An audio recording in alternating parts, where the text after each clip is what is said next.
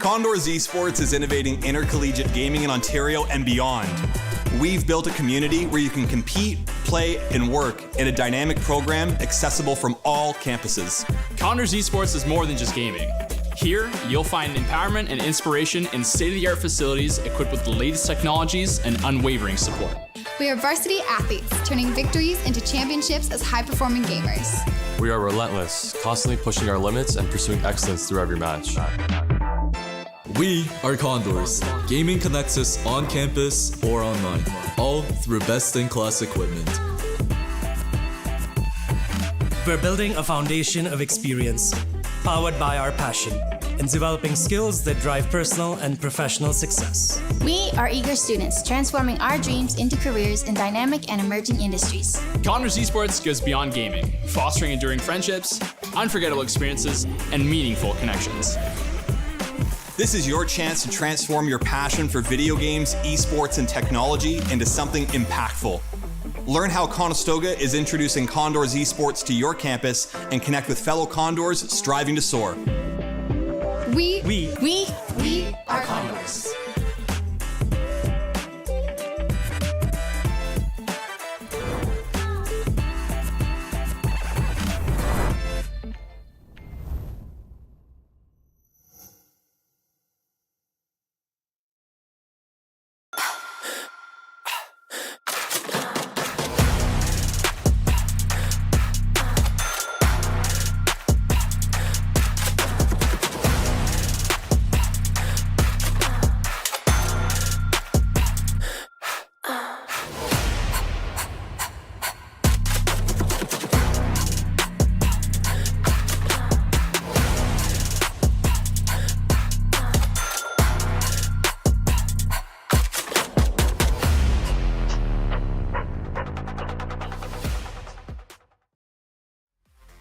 Holy moly macaroni, you guys came back. It's Monday, and you survived the weekend. Thanks for joining us as your first thing throughout this week. I'm Leaf, and I'm hanging out with Cove. We got a lot of action. Condors Esports tonight. We're hanging out here in the facility. Starting off with Rocket League, getting to some Valorant later. It is packed, buddy. It's a great day, and I mean, every team is in there. When you say packed, I don't know if I've ever seen the hub that packed before. You could say League of Legends. I think we had some COD guys. Of course, our Rocket League and Valorant teams, too.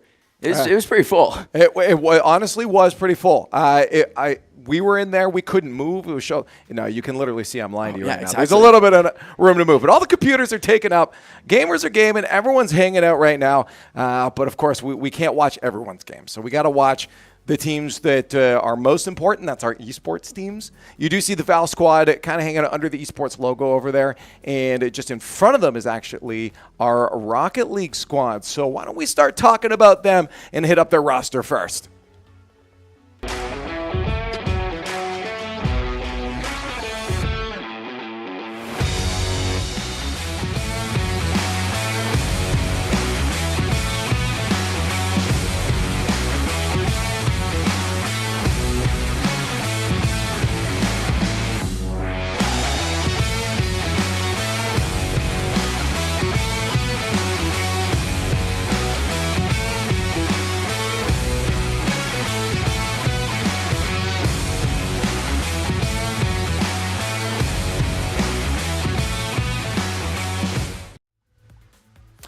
That's right. Our squad chilling out right now. They're in there. Coach didn't bring his poop hat today. No poop hat. Special occasions. He's in the shorts. So okay. Hot and ready. It's ready to go. Like okay. a Little Caesars pizza. Hey, yeah. I mean, our team is worth more than that. Oh, hopefully. Yeah. I specifically didn't have the $5 part. Yeah, right.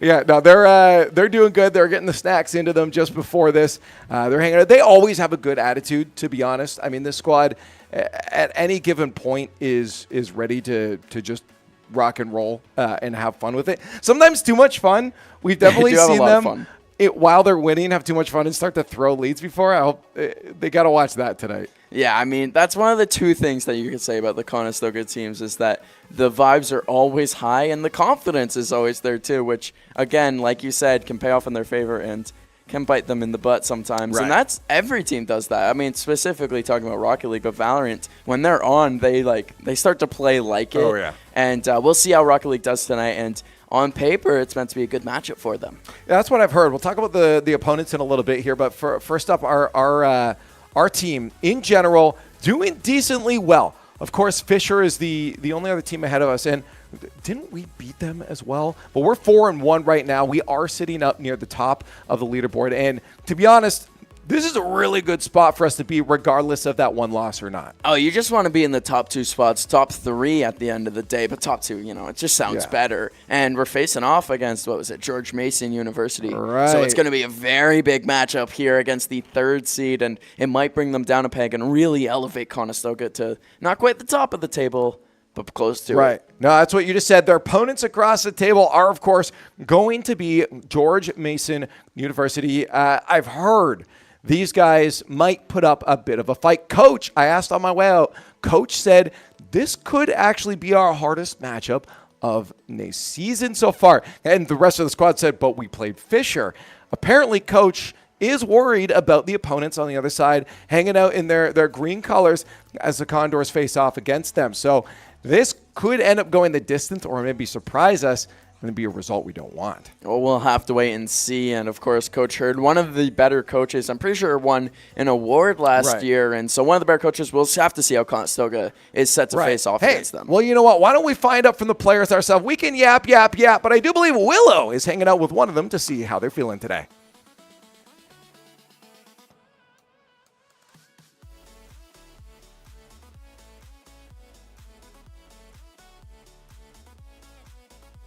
I'm very sure. No nerves, no nothing? No, I'm never nervous. Not even going into the game? No. Back-to-back games tonight? No. No? No. Nothing? Zero? Literally nothing. It's gonna be so easy. Will it though? Yep. We've definitely seen some, because you guys have lost, what, one game? That was an illusion. Yeah? Yeah, we don't lose. Just, we pictured that, like, fake it, photoshopped it? Yeah, that was a stream error, not us, to be honest. No skill issues on the team? Oh, no, of course not. No? You sure? Maybe Cosmin, though. Cosmin's pretty bad. Is he? Yeah. That's not great. Oh, of course. However, like you can hear, we have issues on our end. Do you guys have issues on your end? No, we never have issues, to be honest. Maybe our coach. Our coach has some issues. He likes yelling at us a lot, to be honest. But Hurd brings you cookies. Yeah, but he yells at us a lot. It's scary. Does he? Does he though? Yeah. I feel like Hurd is very fatherly towards you guys. Yeah, he tells Rochelle to stop meowing in comms. I don't know what that's about. God.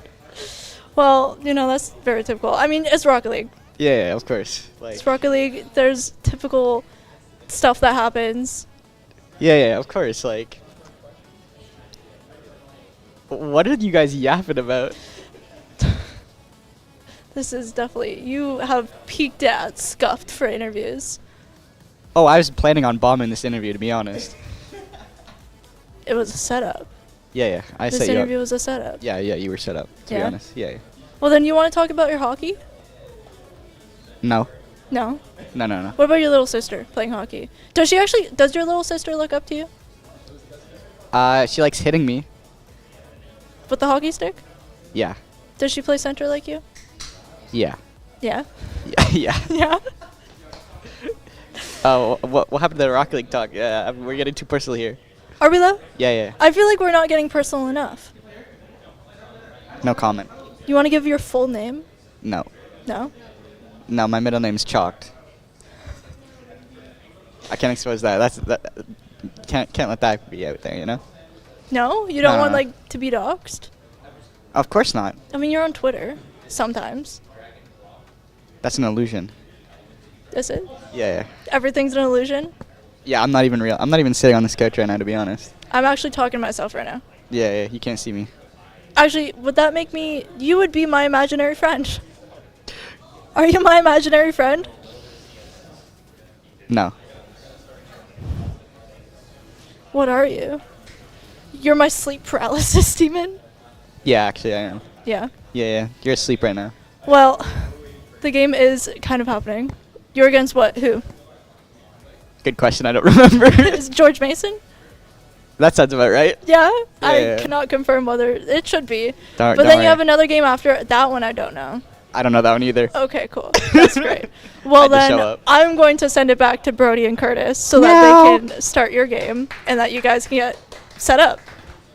Yep. I will see you there. Have we heard from AD there? I've got Leaf over here in tears. Oh, that was so off the rails, and I'm here for it. That is what we love to see. I mean, honestly, that was a great dive into what I was talking about it just a moment before of what to expect when it comes to the mentality of these players. They're here to have fun, sometimes too much fun. But yeah, no, that was a good deep dive into what you sometimes can expect in the comms when we see them laughing here after goals. Meow. Meow. As Rochelle would say, meow. I came over from that with 3 takeaways, really. One, as the kids would say, not locked in, El Bozo. Get locked in, get at those tables. I mean, hey, they played scrims and whatever, so maybe they are fine. Right.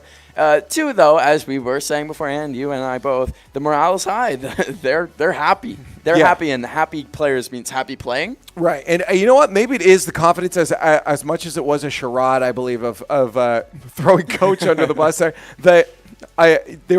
He pulled them together. There was a speech just before this where they were talking and saying, hey, let's actually figure out what we're doing here. Let's know what to do. What's the game plan? And maybe they just had enough confidence in Coach Hurd's plan that they're like, okay, we can have some fun here. I'd like to think so. And, you know, something that was a little more joking in the interview, but talking about 80s hockey experience. And this is something that Lo Paczynski said in an interview with me previously, though. But sports experience comes into play really big in esports, especially for leadership. And we'll see what can happen here as the game is set to go on. Yeah, that's right. We're about to get into it here. 10 seconds passed already, but we are up against George Mason University, a best of 5. We do have a best of 7 after this. We won't be watching it. We'll be watching Valorant at that point, but hopefully we can get this done in a 3-0. We've taken down Fisher Cove. We're looking to do the same for GMU. Yeah, unfortunately we can't get that 7-game series, and that will be exciting as Conestoga in this one playing some defense to start off, but it has been pretty back and forth except for a big demolition there. Yeah, Rochelle, no boost. Chunk is there for the shot, but great save from Jam. And yeah, this is honestly based off that save alone and the demo plays. We're definitely going to see a close series here. GMU is a team, I believe, Coach Hurd now, to be watched out for. And there's a really nice goal from 80 coming off the wall, and just that's as good as it gets. I mean, something that you see very commonly here. It's almost like it practiced up. No one back to defend it. 80, light work to start the game. I'll be honest. I'm going to call you out. I really hope that isn't as good as it gets. Oh, yeah. I was a defender missing there from GMU. More so the technical skill from 80, not so the defensive strategy from George Mason. Not something they would be proud of. We're still looking for psychos from Mr. 80 here. Yet to see one on screen. And if that's the best he's got, he might need to take a hard look at himself in the mirror. Let's hope he can get one later. We might have an answer back from GMU. Cove starting to feel a little bit of pressure here from them. Yeah, but big saves coming out from every member of Conestoga right now. They've been shutting them down completely as they are trying to get more offense on the board here. GMU being pressured a little bit back and forth. I do like it, though. Honestly, Conestoga does look relatively controlled and confident right now. You saw it in the interview. You're starting to see it when it comes to their play as well. Widespread rotations is giving all players enough time to react. And just when you think they're out of it, they have 3 members back and are getting demolitions off there. Conestoga, while it's been a back-and-forth game, looks to be playing very comfortably so far. And we'll see how they continue on here as that's Jam in the air, and it's a huge save there from Chunk. Another big shot there. No double tap there. Titanium had the clear up if it was on target, but he was just off center. And we'll see what Conestoga can do to try to get this out, but George Mason's still on the attack. That's a good play off the wall by 80, but again, still on the attack, and they're relentless with it currently. Titanium shot! And that's going to be an answer back. 2.5-minute mark, just out of reach, but a tied scoreboard. And being relentless pays off for him. A beautiful, beautiful pass there from Dev, hitting it out to Titanium, and he makes them pay there. You had members back, but it didn't matter at the end of the day. Yeah, it was hard. It was an onslaught. You said it just before. They had been targeting that net for quite some time. Eventually, a defense is going to break down. We almost steal back the lead off the kickoff. Great demo from Rashiel. That'll be able to keep in the orange half for just a moment longer, but not long enough as it gets stolen away. And a shot there for GMU on the counter. Mistakes were made for the Condors. They didn't make it back in time. Yeah, getting overzealous there, and 80 just unable to time up that aerial quite well, and Conestoga goes down 2-1 in this one, and they had an early lead. It's been relinquished. Hey, GMU got it back. Condors have every opportunity to do the same here. 2:18 on the clock, plenty of time. We'll see what Chunk can do here off the roof. Trying to dance around with it, but then the juggle gets countered. Very close. Nothing came from it, though. Rashiel getting bullied. 80 on the net. Does pop that one up. Shot will still come in. Rashiel, of course, saves it. Double commit, though. This is problematic for the Condors defense. Yeah, they've had some good positional saves, but overall the defensive positioning from Conestoga has been biting them in the behind so far in this one. We'll see what they can do here as 80 has a chance on the attack. A good save from Jam. Yeah, good shadow defense from Jam. That very low chance of making it into the net. Problem again has been the defense for the Condors. Creeping up when they shouldn't, double committing when they shouldn't, and overall that needs to clean up. And I was mentioning Jam. I mean, he made one good play on the other end and end-to-end with that play. And as you said, Conestoga, they've got to change something up as what's going on currently not working. No, I genuinely think Condors are in this. Offense is looking all right. It's the defense that's really killing them. GMU is just honestly not doing anything crazy. They're just looking for those openings Condors are giving to them, and Condors have been giving them. And a matchup this tight and this similar in skill level as it seems so far is you're more so playing the mistakes of the opponents, and so far Conestoga just has been that team that's made more mistakes. Correct. With a minute left, they got 2 goals to get back. Condors in game number 1, struggling to keep themselves in. This ball does end up down the other end. A center there. Oh, he couldn't make a play on it as Conestoga had the opportunity they wanted. You hope that's a shot straight at the net. They went for the passing play and then didn't connect. Yeah. I talked about good offense before, but they countered me. A little bit of a caster curse in the room here as back on the attack is Jam and Chunk clearing it out. We'll see if they can do a little something to get back into this, but Dev with a smart play back in his own end. Hard clear there. That's going to kill our attack. 30 seconds left. This is not what you're looking for.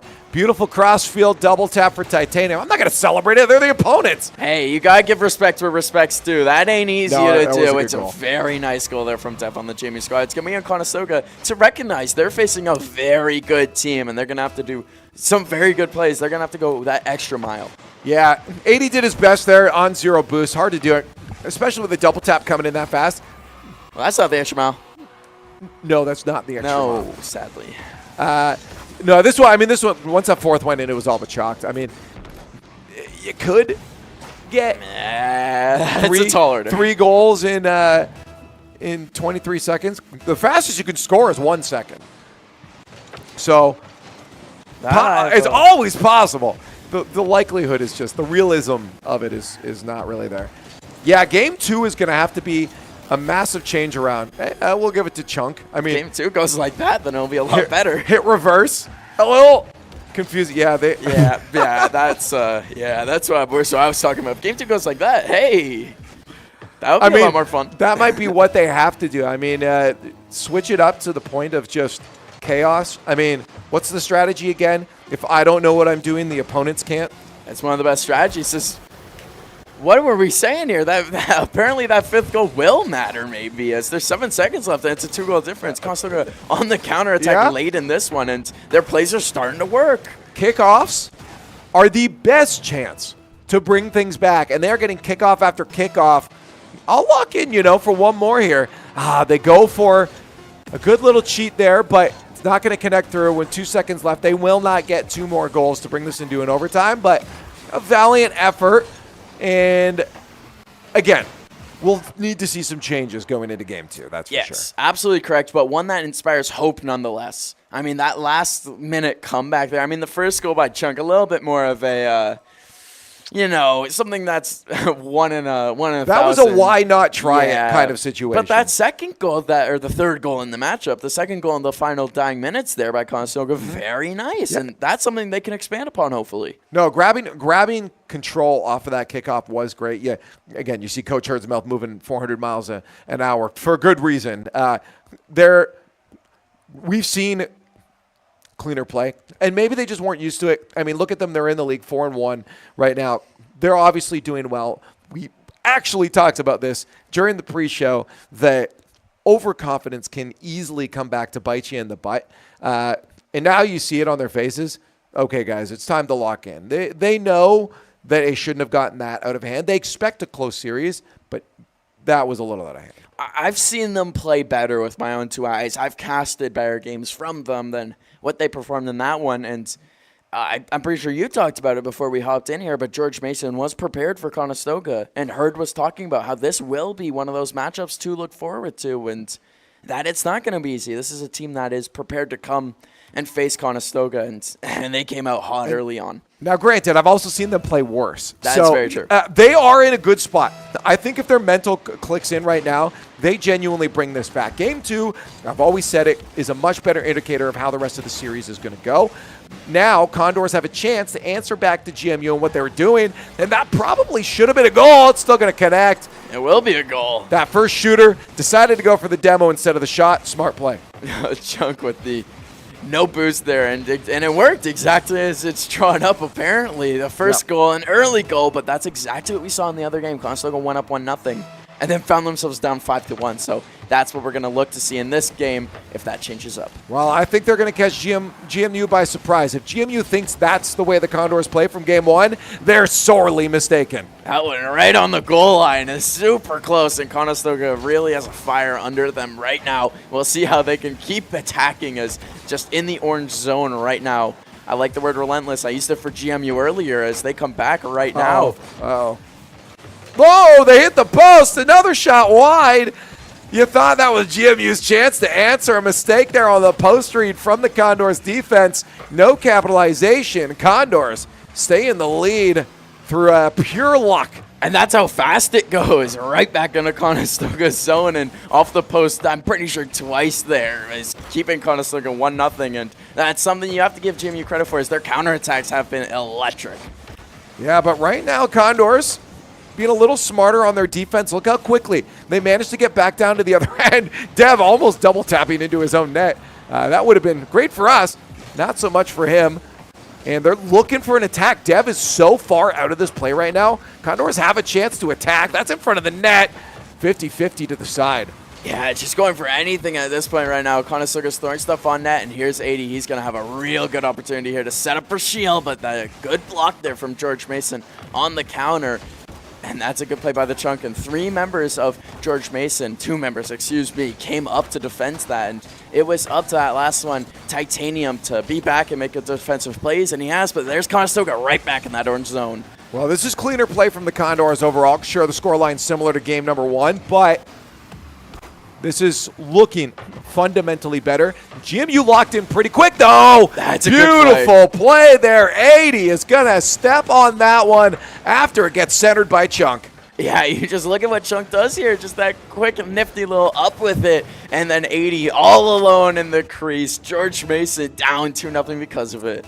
No, this is good. Scoreline shifting and changing from game number 1 in our favor. 2-0, still locking out GMU in game number 2. I told you that might be up for a surprise. They're going for some plays of their own there. Jam will connect. Great placement, to be honest, from him. That's going to leave that last defender for the Condors out of the play. Yeah, I mean, Dev and Jam just hooking up, much like Chunk and 80 just did for Conestoga, and now Conestoga very happy that they took that 2-1 lead, or 2-0 lead, because now we're looking at a 2-1 game, and Conestoga, their colors definitely tightened up a little bit more. Is that 2-1 lead not safe at all, because they just gave up 5 the match before. Halfway point on its way. And the Condors can have control now. Full boost to tank. Well, not so much anymore, but he was able to get a touch on that. 80 rolling back to net, not allowing those counterattacks that we've seen GMU walk out with before, make their way to their end. A little back and forth now, both teams looking for that pure possession. Yeah, and not the guy you want with the ball at all. Jam able to break it up. Conestoga's breakout attempt as you got a bunch of bodies flying in here. Conestoga's going to need some good bodies, good positioning to get this thing out. 80 with no boost especially. No one with high amounts of boost, and there's Rashiel coming over. Really effective save and staying on the ball is Conestoga. They're keeping it out of their net effectively here, and it's still flying in the air, and it's floating up top. Jumping up on it is Jam, a dangerous striker when he has boost, and unable to get to it on that one. Yeah, great initial 50 there that almost hurt us. We have an onslaught right now. Dev has a chance. Chunk with no boost. Cuts down the angles. Decides to move up. Counterattack for the Condors. Not quick enough. That defender is there. Chunk can't find it in the back of the net, but they're going to make the most of it and try to keep this on that orange half as long as possible. Boosted up and ready to go. They might be able to find it. What a touch from Chunk. Actually looking for Rashiel. But he did back off a little bit. 80 will be that attacker now. Great rotations from the Condors, but they do lose that pressure on offense. Yeah, unfortunate. And we saw the last time Conestoga was in a position like this, they were lacking in the boost department. So we'll see what they can do here, making sure they keep their boost up and are able to go on a counterattack. But there's Titanium on some good defense coming right back in Conestoga's zone. Almost going with the cross attempt, but Chunk came over and he's still continuing his good defensive play. There's Rashiel as well. Everyone on Conestoga is stepping up, all hands on deck right now with 45 seconds left. Oh, bad touch there from 80. He's got to recover it. Devil, play it slow. You want to get that a little bit closer. Those first touches can't be going out center like that, especially when you're only down by 1 goal. But they do manage a clear. The thing is they'll need boost if they want to move on to offense here. Jam, flip reset, missed out to the center point, but his teammate does get a piece of it now. Final 30 seconds, only 1 goal in the lead. Any moment, GMU could wrap this one back. We'll see if a securing goal can come in, and it does. The Condors 2 ahead with 20. Hey, you did one caster curse earlier against Conestoga and caster curse and GMU this time. 80 coming in right as you're talking about if they can come back. 80 says, no can do, Leaf. I don't want to see it. Yeah. Get out of here. It's my fault that they scored. I cast cursed them. Yeah, you take credit for that one right there. It's one of those ones to be proud of, to be wrong. You're welcome, Condors. 14 seconds left. And I almost did it the other way. I almost got an answer back there. Jill saving you. For GMU. And at this point, it's looking all but over for game 2. We should be able to tie things up here. 0 seconds on the clock. No matter what happens with the ball going forward here, Condors are going to lock in game 2. And that's what we said right at the beginning, that GMU might be in for a little bit of surprise. I mean, what I saw from the Condors in game 1 was, sure, a heavy loss.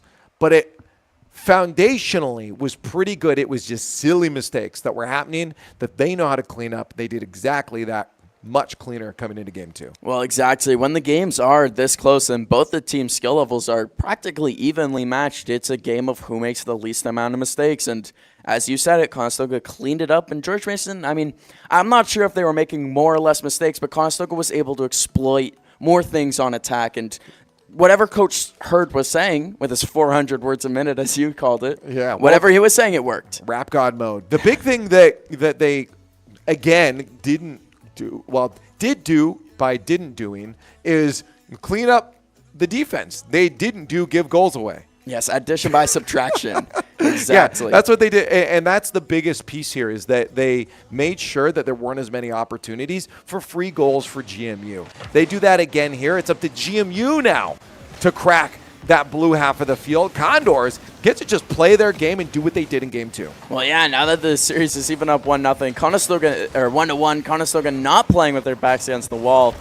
They still have to play good Rocket League, though. It doesn't mean that, we're carefree now. It's a new matchup now, so to say. Yeah, we got to see how GMU is going to answer this.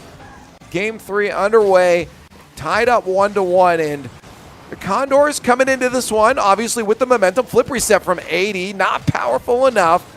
You did see the respect from that defender, though, knowing that the Condors have the ability to get mechanics out like that. Oh, yeah, just pretty plays. And I said earlier, the best of the best, and I mean, technically, 80 is among the best of the best out there. He can do some stuff with that controller and those cards that you have no clue. But coming back here, another member who has been on top for the GMU squad, Jam, scoring some impressive goals back in on attack. And the rest of GMU is going to, well, we'll see what they can do against the Conestoga defense here as they're moving the ball out front. And Conestoga here on the counter. 80 going for the bump. He got the play, but with no boost, Chunk can't finish it off. And that defender did get a piece of it as well. That attack will be phased out. But quickly, the ball manages its way back down the other end. But with no boost, Condors might have trouble keeping possession down in the own half. And coming back here, George Mason, Dev throwing it out front. No one quite in positioning for that one, but they are buzzing right now. Absolutely. It's going to be on Conestoga to keep their defense strong, as a lot of this matchup so far has been played on that blue half of the field. The demo play there. GMU is looking for something. Condors didn't get to move back down the other end. They had a clear, but it did go away from any other teammates that could have received it. And again, GMU starting to get a little frisky on the field. That could open up some of those scoring lanes for them. Yeah, the demolitions coming out. They got a double demo, but Conestoga here back on attack. No boost from Chunk. And a third demolition there from GMU. A little bit of a change in strategy maybe as they're going ultra aggressive in this one. No, absolutely. It didn't turn into offense, but it was, or did, sorry, allow them to alleviate some of the pressure they were feeling there, and that is an aggressive challenge. Yeah, leave it open. What a save. It's on the goal line. Titanium actually ends up pushing it out there as GMU almost found the first goal of Game 3. That's as close as I've seen in one of these Conestoga games to not being a goal, then right back on the other side. 80 from the goal line to the other side, making them pay. There's Rashiel, a beautiful setup, Leaf. Yeah, 2.5 minutes past now, and again, off that backboard, you saw defenders scrambling. What a counterattack, too. They recognize instead of panicking, ball on their goal line, Condor says, doesn't matter. Let's move it out. Let's get one ourselves. That's just clutch and just the performance under pressure from Conestoga there. I mean, not to let the moment get to them. And here they are back in another moment potentially. But there's Dev with a really nice clear there, sending it back into Conestoga's end. The biggest thing, again, you said it, performance under pressure. They didn't let the stress get to them. I mean, that goal line's on your net. It's so easy to panic when it's just rolling along the goal line. To be able to turn that into a counterattack, it's got to take a lot of communication and experience to say, we're fine, stay poised. And Conestoga's communication this one on top as 80 with his second goal, bouncing that one in. I don't think they expected that one bit. I didn't. I mean, I saw the possibility. Once I saw 2 on the backboard, I'm like, this isn't clean. Titanium had to connect with that, and I thought, it's that. It was one where you don't expect it to go in, but you say, we take those. And that's one of Conestoga's mottos is we take those and take them how they come. And there's Conestoga. Not the prettiest goal in the world, but hey, it counts on the scoreboard all the same. As back on attack here, they've gotten their confidence for sure.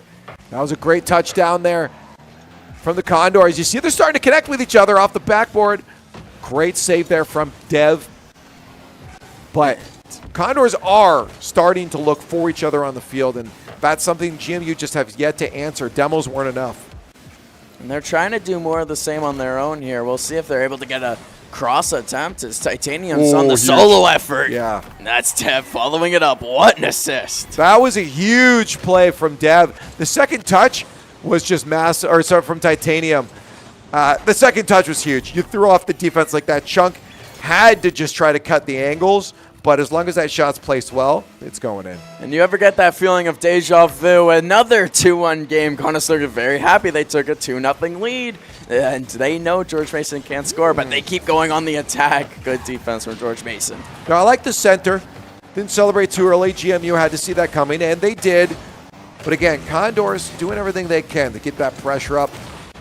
And with the final minute remaining, Cove, it's close right now with only a 1-goal lead. Again, Condors were playing comfortably, and they were playing a very good game, but with 45 seconds left and 1 goal, anything is possible, as you like to say earlier on. And here's Conestoga. I mean, you wouldn't know it that they gave up the last goal as the momentum thoroughly on their side right now. 30 seconds. Condors looking for something. Demo there from Rashiel. He'll be able to play. 80 patience. This allows GMU to make the mistakes that they need to make. Great touch there, out center. 80 with no boost is not going to be able to make a lot out of this, but there is the follow-up. Rashiel up high. Sends it right to one of the defenders, but none of them want to touch it. They're giving the Condors a lot of space. With 14 seconds left, GMU has to clean this up. Yeah, you don't want to go down 2 against Conestoga, as there is 5 seconds remaining in this one here. George Mason is on their final legs, as that's a big shot in off the crossbar. Conestoga has defenders back. They're ready for any attack that's set here as the ball in the air. As soon as this drops, the game will be over, and that's all Conestoga's trying for right now, as it's still flying above the net. Jam, he wants the opportunity to pass over, and that's a big goal from Titanium. The team play from George Mason. Yeah, that's not what you want to see there. 80 with no boost. They needed that ball on the ground. He just had to sit there for 10 years. Who was that on the ground? I think it was Jam. Jam just sat there for 10 years with no one near that ball at all. And the Condors did not play the defensive positioning they needed to on that final moment there. And a 0-second goal brings GMU back into this. Condors won't be happy with it. We'll see how they answer. I don't know if they want to go into overtime after giving up the last 2 goals in this one unanswered. It's going to be on Conestoga to find a burst of momentum. It's going to be on listening to Coach Hurd, and as we heard before the game, yelling at them, apparently, from Yeah. 80. So Well, he's going to have to yell something good here. Hopefully, it's something that can be retold on camera later, and we'll find out. Maybe, well, we talked to him after, but 43 seconds into this overtime. And Condors trying to be smart, a little bit of a slowdown now. They want to switch up the pace. Now, I like to see that they're controlling the pace, though. Off the backboard, chance for 80. You see Titanium respecting the Condors' speed, getting up for that early. They might have a chance to pressure this, though. Not a lot of boost for that first man, but that second did have the chance to push that out. Now GMU on the attack. Condors, though, fully boosted, should have a good defense. Yeah, it's going to take one of these counterattacks from Conestoga to hit the mark and find its way into the net, but it really has looked like control has been on GMU's side so far in this one. Every time Conestoga gets it into that orange zone, it don't last too long, but at the same breath, they've been playing some pretty good net so far in this one. We'll see how they continue to go here. A little bit more conservative from the Conestoga side. Smart from Jam there, though. What he does is try to take that possession away as soon as possible. Almost gave Condors a save, but there was 3 defenders there. But again, you see both teams starting to make adaptations across the board, and I love that GMU is trying to just keep that ball as close to them as possible. They feel the threat from the Condors, and they're going to feel it again there, almost a demo play, but the second that demo was missed, it wasn't going to be a goal. It's Chunk going for a shot there off a weird hop there as Conestoga finally getting some possession on the blue side of the field. Some good juggles, some good ball positioning plays here. It's going to be on them to keep this pressure up and to keep bringing it at George Mason as 80 knocking it out of the air, and George Mason's trying to get this ball out, trying, and there's Chunk denying it once, but there they go, back in the blue zone, and Rashiel denying it as well. This has been back and forth. We're playing tennis right now. Yeah, GMU might have had a better chance to move it out there as a team, but they give a lot of space for the Condors to move it in there. 80, cheeky little touch. Does bring it into the slot, but no scoring lane opened up for them. And you see Dev looking to create some there too. He's hunting for him. Chunk, one last touch! And 2 minutes and 47 seconds in overtime. And the Condors will find themselves at match point. That's a star player making star plays. He just goes up there 1-on-3, it looked like, and it was able to deposit that into the net. A really good match for them. But you look at them over on the table there, and job's not finished. No. It's only 2-1 right now. There were a couple smiles that came out, but they quickly reverted back in, guys. We got to lock in.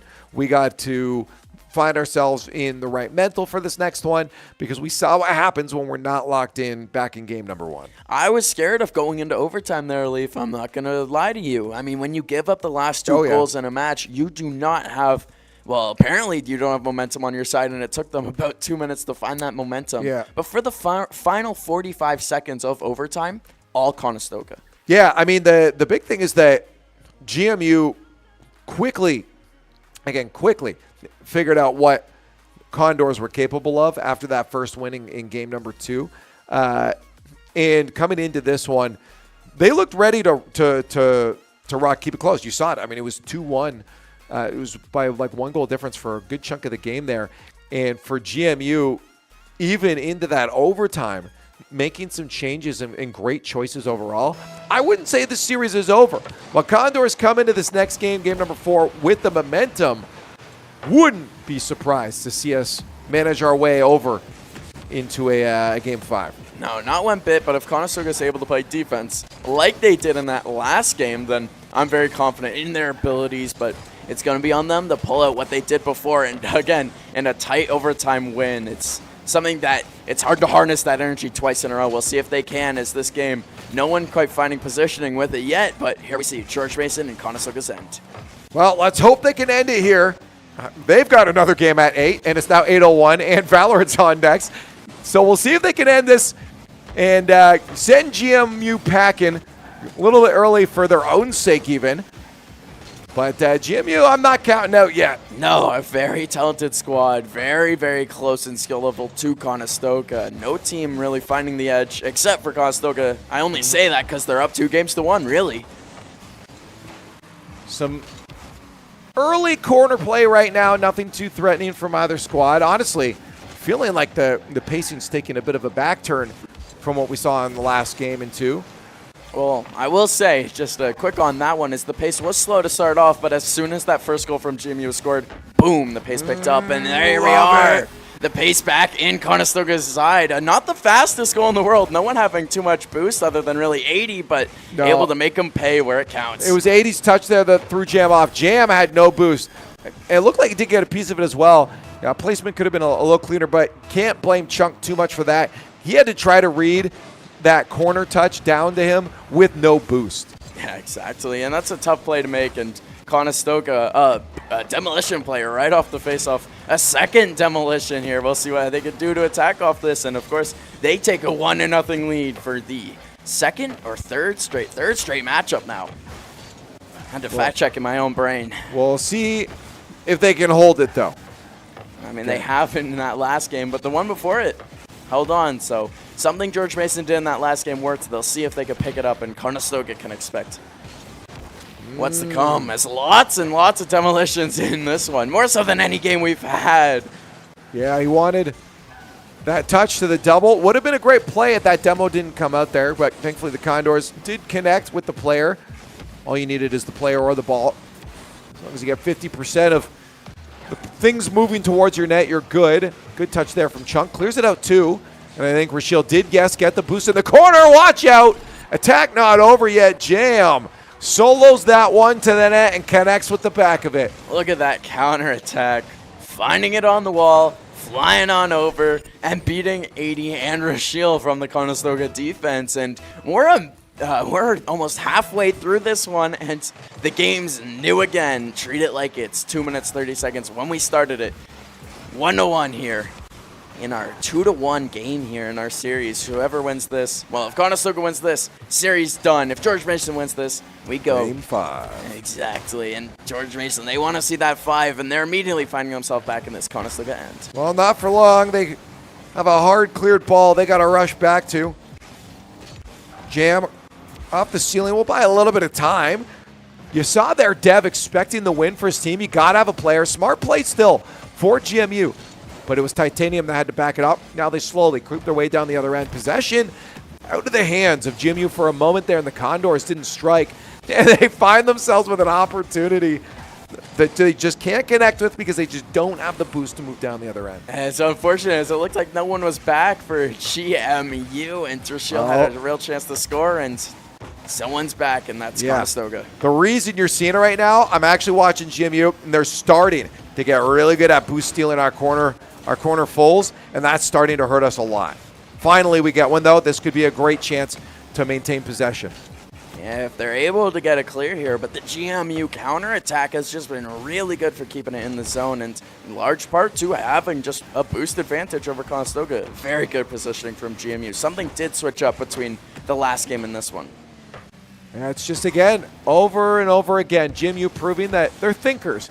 They know how to adapt and improve or play some improv on the field. And again, boost has been their newest strategy. Condors making their way into the attacking side, but again with nothing, they won't be able to turn that into a goal. It's going to be on Conestoga with low boost, as mentioned, to get this ball out, and that's definitely not easy to do when Jam and the other members of George Mason are good. But a good counterattack there from Chunk, and 80 has boost, flies in and unable to get to that one, and he steals their corner boost in return. No, it's good. As long as they can keep the possession, that's actually great. They need a demo play, though, to carry this one on. 80 tries to solo it against that final defender. Chunk with nothing, at least keeps the pressure on, but Rochelle hurting as well. Has to rush back there, barely making the touch. But 80 also needs to get involved here. Getting just enough of it, Rochelle on that back to the ball play, and there's 10 seconds here. Conestoga's in the attacking zone, and whoever scores here has a chance to win the game, but unable to. Conestoga, they still have possession of it. There are 0 seconds, so if this touches the ground, it is over, and there it is. We have another overtime. I'll be honest, even though you're looking like you could go into attack, I also would have gone for the touchdown. I'd rather take the kickoff, kill GMU's boost stealing momentum right now, and that might be the chance. 80 close. Couldn't 50 it low. Rochelle. So there, all three committed. They got to get back real fast. Chunk avoiding demo after demo here. 80 gets the touch. They shut down the counterattack. That could have been devastating. And Conestoga got a demo on their side, and that helped big. Chunk able to maintain his team's boost, and Unable to hit the ball there off the double touch. Chunk missed the aerial with his full boost that I called out, and this is just right place, right time for GMU to win the game. That came down to a mechanical mishap. You're right. Chunk's got to be the one we single out there. That touch on the backboard was you can't let those be going back out. You got to get a piece of that to be able to put that into the corner there, or at least throw off that first attacker. You don't. This is the result of it. That's a tough loss, but that's one of those ones you want to be water off the duck's back. It's something that you got to forget. When you make just a user error like that, you got to have short memory and get right back into the next matchup and then just treat it like it didn't happen and go right for that same aerial and instead hit it. I don't know if I've actually ever heard water off the duck's back before. Oh, yeah, they're hydrophobic. I didn't. That might have been the first time. I got it. That's a classic dad phrase there from a 21-year-old as Conestoga tried to start off hot there, but here's George Mason going for a double touch immediately as that one almost missing. Titanium, the hero for George Mason, scoring a lot of really big goals, almost getting them right into this one. Yeah, into game 5. Exactly what no one wanted. They got another game going on. Hopefully that doesn't cause them any problems. Might have some people butt hurt. Yeah. Well, again, hopefully it doesn't cause problems for them. Hopefully they can play their best of 7 after this and they're good to go here. But we do have the game 5. Right now what's important is this matchup against George Mason University, as it comes down to essentially a best of 1. But the reality is both now have the knowledge of what both teams are capable of. And Titanium slots, needles, the thread of does some one of your metaphors and gets it in. Puts like a coin in a vending machine. That finds its way home. I can't believe that found its way in the net. Is that just like a long shot? It had Conestoga members back, unable to get to it. Yeah, first minute gone by. GMU grabs the lead for the first time in a long time. And Condors, out of their comfort zone, will have to be the team trying to play it back as they do their best to start up their first goal here in Game 5. And Conestoga on the attack here. Not to actually you, but they did have the lead 30 seconds into overtime of our last game. And, hey, score them when they count here. They have not played ahead a lot here. We'll see how they do attack, and they keep the aggression up. A very good clear there from Conestoga. Does fly, and Dev, good positioning. I thought they had a slight chance.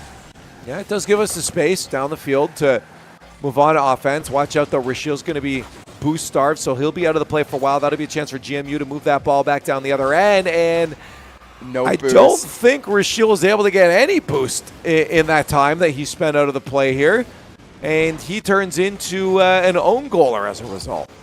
Oh, no, more like, guys. He just saw that one slowly floating over his head, not in the position to make a play on it. That was just as tough as it gets. An unfortunate one, and one of those ones in safe training, I won't lie to you, it takes me like 5 or 10 attempts each one. Well, we might have a chance there. Rashiel way off the play. GMU will have another chance for the other way. That should be in the net. Yeah, beautiful touch there. I got to say, honestly, Dev, that's easy to just choke on when you have a free chance like that. But connected, he clanged it. What was the speed on that one? Yeah, it was we don't have a speed here. Sadly, not on our HUDs, but that one looked at least over a hundo. Oh, that was like 140 at least. Yeah, as that was just a nice, soft, subtle touch to bring it home, and that's exactly what you want to be doing with the ball here. As Conestoga now 3 minutes left, 3-goal deficit. I'll be honest, I think something got deleted from my memory because I didn't think it was already 3-0, but now it's 4-0. This is troublesome for the Condors. Yeah, and this has been Titanium and Dev just pouring them on so far. All 3 members of GMU are very talented, and Conestoga just, I don't know if they lost their mojo or if GMU found theirs, because this one, 4-0, is becoming a real barn burner. Yeah, problematic for the Condors. We'll see how they handle this defense. I kind of want to watch this. Another stolen boost there on the corner. It's fine, though. Rashiel is first man. He doesn't need a lot of boost. As long as the 2 behind him did have boost, and they did, they can move out. Unfortunately, they don't handle it the best, and they get intercepted very quickly by GMU at that midline. Great bump there. It's Rashiel up to push that out. And again, now they're moving out with almost next to nothing. Even if they had the attack, it wasn't going to turn into much. If that had gone in, I might have left the booth. You would just walked out. I would have walked out. No, that was fair. the highest speed pinch from end to end, it looked like, from GMU there, as Conestoga still has an opportunity to get back into this one. Let's not pretend that they don't. 4 goals in Rocket League in 2 minutes, 1 minute 50 now. It's not impossible. Here's Jam with a very pretty play on that one, unable to get it to go. Yeah, this is rough for the Condors. They're starting to look for some really hard attacks right now, which you almost have to do being 4 goals down with 1:30 left. But unfortunately, GMU is not giving them the space that they're wanting at that midfield line. Yeah, GMU found something here, and it's been working very clearly. They did win they went up 5-1 in that first game, but since then, Conestoga found something that works. Well, yeah, that was mostly on us, Yeah. but now there's something else at play here. Yeah, GMU. I'm not sure if they're much like us and they have their coach sitting literally across from their table, but if they are, that person has told them something that's absolutely worked. Here's a big demolition. We'll see if GMU can capitalize on it. They got the Space Jam special sauce right now. Check the water bottles. GMU holding a strong lead 4-0 against the Condors, kind of out of nowhere. And with 40 seconds left, 10 seconds a goal is not easy, especially when you squander one of your only opportunities you've had in this game. And the Condors are looking very, very troublesome at this point. I wasn't going to say only opportunities, but when you put it like that, it really has been so far. And just off the post, that thing like a rocket, unable to get in. And here's Titanium, a 2-goal scorer in this one, trying to get back in. 2 members on GMU looking for their hat tricks as we're 10 seconds into this one, and they're keeping up the aggression like you wouldn't believe. 5 seconds left, and Conestoga backs against the wall, unable to do anything here. 3 seconds left, and all that's left is for this ball to touch the ground and for us to hop over to some Valorant action, losing in 5 for Rocket League. Yeah, very unfortunate. You see it on their faces. They got another series to play, but it does suck to have that other match be pushed back so far just for you to lose the one before. Now, I do got a question. Do you think having another 7-game series after that mentally took them out of it? I'm not going to lie. I was actually going – I'm glad you asked because I was going to mention it in Game 5 when 3 goals went in that I feel like their mind is starting to wander away from this series. And I feel like that actually might have been it. So great question. Well, no, agreed, because the longer and longer the series went on, the less active it felt like they were in it, as the 2 wins that they had, Game 2 and Game 3, were the best Rocket League they played. Yeah. And I think if they ended it just before that, like if they could have gotten that match point, it would have been fine. But you saw, it slowed down a little bit even in that game. We talked about it. Still looked fine, though. But that Game 5, I think they potentially were checked out. Now, we do got to give a credit to GMU. They did look real solid in that last series. Their mechs were pretty on point. They did a great job of shutting down that midfield. And again, I really think it came down to that boost game. They just took control of boost when it came to game number 4, and I just don't think that stopped going into game number 5. Oh, yeah. I'm not trying to make excuses for Conestoga with the whole they have another matchup. You got to win the game that's in front of you, first and foremost. But just analyzing their play, Right. And especially with 2 overtimes in Games 3 and Game 4, that definitely sucked them out of it. Right. But, George Mason changed their strategy, played good, first and foremost. They played a very good game, and then they changed their strategy. Like you said, stealing the boost. They got more demos as the night went on, and effectively won the game doing that. Well, now on your screen, you see our Valorant squad. I don't know how much time there is before their series here, if we're going to do the whole shebang, too, before getting into it. But you do see them getting all prepped up and ready to go into their matchup here. Let's hope this one turns into a dub. And not as close. Let's go the whole other way and make this a nice, beautiful sweep for us. Don't know if that'll happen, but I'd be totally down for it. To counter your curse, watch this now go the length, the distance. Watch this go the whole way, and we have to cast a nice, close, tight game. Who knows? But anything is possible, and I'm not trying to curse it one way or the other here. Yeah, well, I don't know if it's on my side yet, too, but either way, let's hope it's locked in. They're looking. It's hard to tell. These guys with the Rocket League squad. it's very swingy. They're either locked in or they're happy. For this squad, you'll see a couple laughs come out here and there, but for the most part, they're usually ready to go and in the zone. Which again, I feel like you kind of have to be. I mean, they're probably in aim trainers leading up to this and warming up. That gets you into that flow state pretty soon here. And looking at the ban phase for this, thank goodness we have enough time to talk about this, because this will be exactly what we're seeing later on. The first bans from Conestoga, Haven, the first ban from facing off against George Mason in Valorant 2. It looks like it. It looks like it. Either way, the opponents, I'll say for now in case it's not, the opponents ban Lotus. And then the first map we'll get, of course, Tried and True Ascent. And then after that, we got Icebox. And I didn't see what the closing map was there. I'm going to assume it will be Bind. I honestly missed it too, because I was looking at the Icebox pick here because, again, a lot more people are getting comfortable with it. We saw some trouble last semester from this squad, but it feels like they're happy now. Well, yeah, we've seen them win it, and that's been the biggest difference here is they figured out that map, and we got some character picks. It was the opponent's pick, but of course. So we have to worry about Ascent first. Yes, of course, and of course our Tried and True map that they're quite comfortable on. If you look at their character picks, of course you got the... I almost said Chamber. Of course, you got the Cypher pick. You got Sova. You got Astra. You got Jet.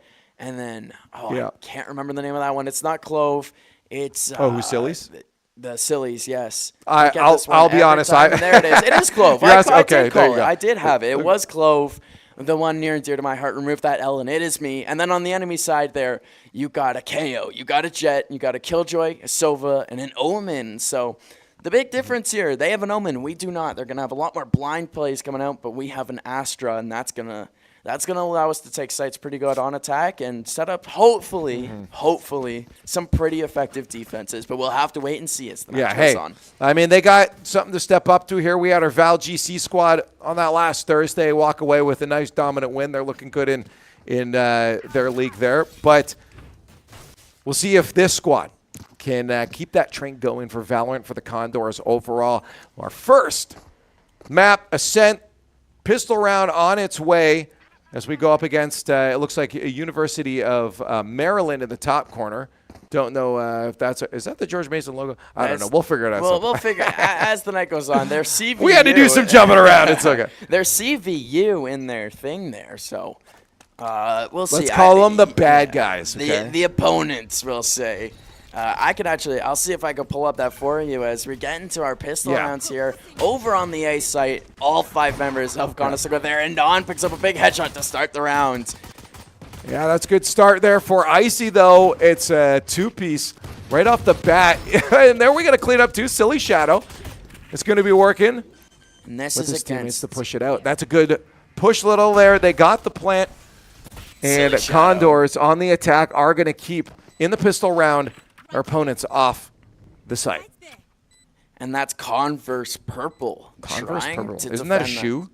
That's what I'm wearing right now. Oh, so we're playing against the shoes. Yes, I didn't know that the shoe brand had a school, but here we are facing off against them. We've contained A site pretty nicely here. We're in a post-plant situation. It's on KO there, dropping into the site, getting shot by Silly Shadow. Kept following it up, and there's Silly Shadow having a beautiful pistol round. 3 kills with the Sheriff, and when you pull out the big boy gun, you expect big boy results, and that's what we got in round 1. No, this is good.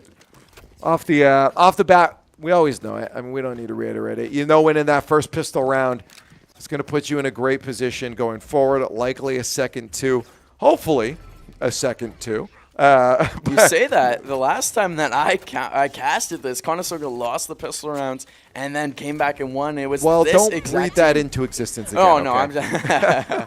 We'll have to wait and see as Conestoga does have the weaponry, and Conestoga very good when they put themselves in a position to succeed. Missing the Omen blind immediately. There's Kip with the Astra in a very forward position.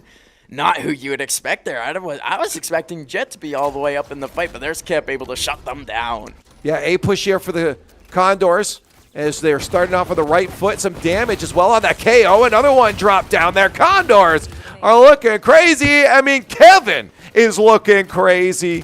What a 3-piece there. Condors 5 left in that second round. And with only 1 player left for Converse, yeah, I don't think they're taking this one back. No, I wouldn't think so, but it's going to take a sneaky ninja play. Didn't see it. And then Kevin 4K, 2 of them being headshots, 2 of them on a spray control, which is just beautiful, beautiful work there from the typical anchor. And you got to see yourself push beyond your limits here when you're playing guys like Killjoy, when you're playing guys like Cypher. On attack, you got to go out of your comfort zone, and we just saw it there. Question. Yes. Would you like to try and beat the infamous prediction from Stretch last week on the Val GC squad where he predicted both maps and the scoreline? And you got them right? Beforehand, yeah. All right, we'll go now because it is 2-0 for Conestoga. We're going to go 13-6 Conestoga here on Ascent. Okay. And then, of course, because, you know, I am confident in the boys. They're playing well so far. I'm going to go a nice 13-10 win on Icebox. A little closer, but they're going to very take this close one to out. Stretch's predictions last week. It said 13-6, 13-8. We'll find out, though. Oh, my goodness. I don't know. We're locked in with each other. No. Here. Depending on this, I'm calling a 13-4 and a 13-3. 13-3 on Conestoga Yes. is not their map pick. I like the confidence and non running into sight with confidence there. Hopping into smoke and trying to flank Avian here in the back. And going with the knife. Oh, that's not his opponent here. The red tricked me. I'll allow myself. The red tricked me. And here's the counterattack from Converse Purple.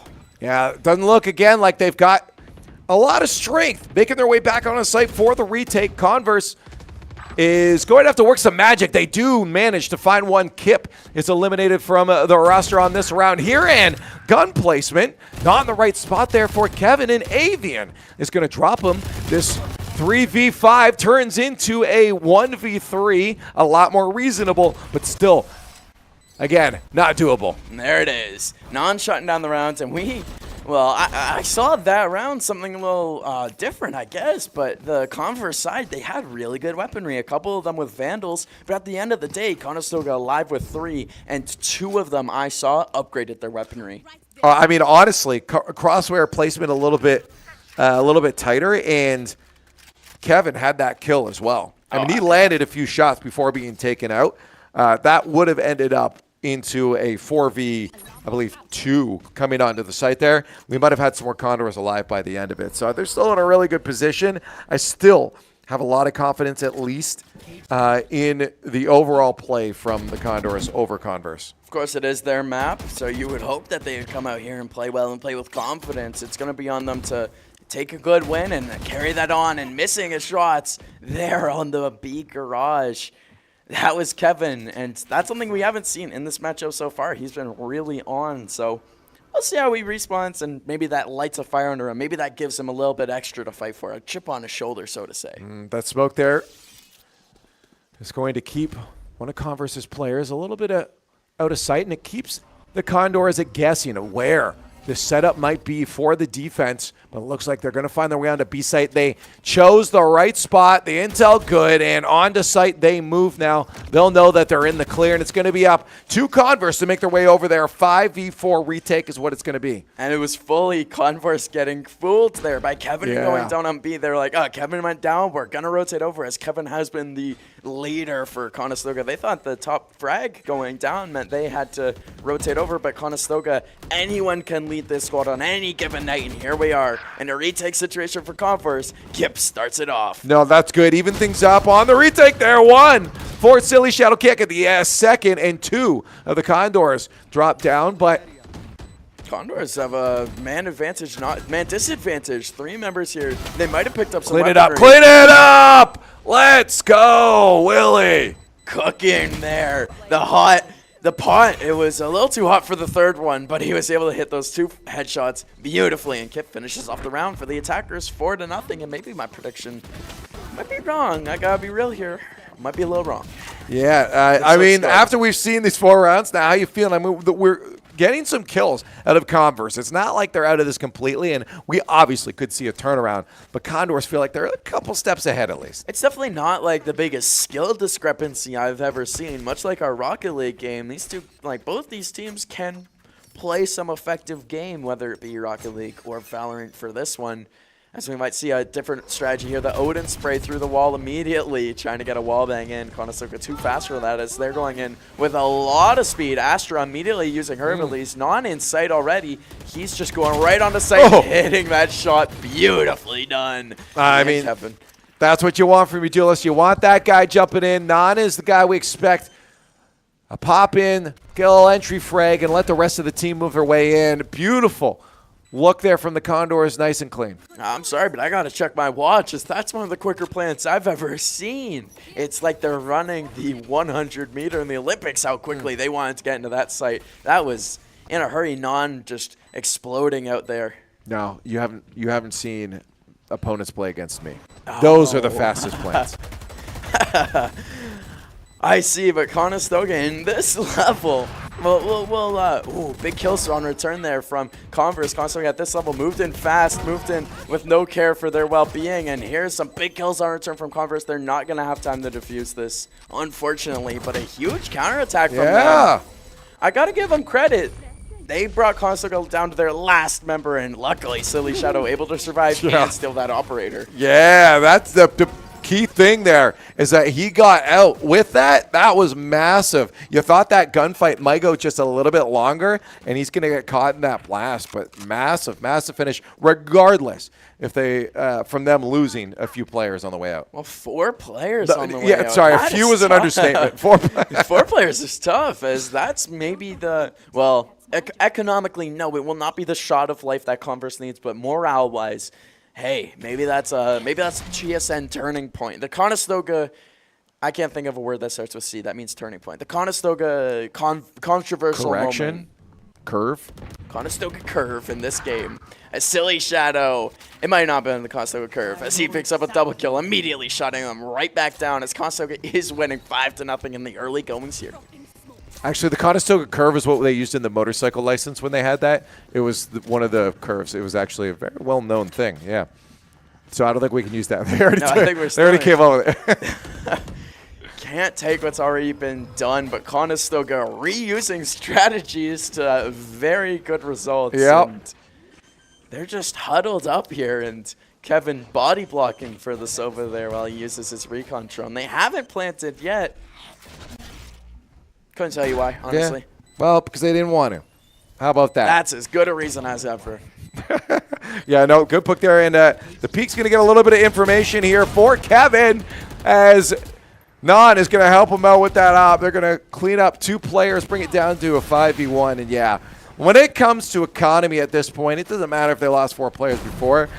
Things are very quickly landsliding in the side of the Condor. 6-0.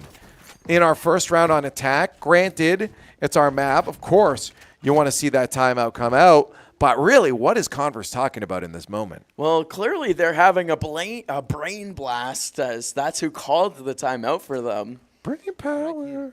That's you ever the listen to that song? classic esports song. It has the music video that flashes colors at you. I'm sure many people have had bad nights watching that. Don't you try it. That's a wild song. It's about things that I don't think the school would like us discussing. That's why I chose the lyrics that I'm singing very specifically. I was trying. I was gonna follow it up, and I'm like, wait, no, okay, I shouldn't do that. Great song, and we'll see what they're able to do here in their timeout. What am I thinking they're doing? Yeah, what are you thinking? Oh, if I was the coach, hit your shots. Don't miss. But if you're gonna think strategy, Conestoga has been pounding B site. They went A maybe once on that pistol round, and the next 5 rounds have gone to B site. So you're going to want to give some support to your Killjoy over there on B site. Maybe even send Killjoy to A. No, they're going to go B again. Watch. Oh, you know Conestoga well. But if I was... Oh, look at them go over there. We'll see what they do when the round starts. But if I was on the Converse side, I'd be sending my Killjoy over to A, even though Killjoy on B is a staple of this map. It's not working. I would send my Killjoy A, and I would send a whole new batch of people B to see what they could do, as Conestoga's had Converse's numbers so far. Well, they're going to play mid, it looks like, give themselves the option. As play a little bit slower. They're not giving it that same speed that they have in the past. See if they can throw Converse off their scent as they make their way around through A, trying to get that information. That's going to give them a little bit of it. It's also going to give a little bit over to Converse as they start to set up a little stronger on that B site.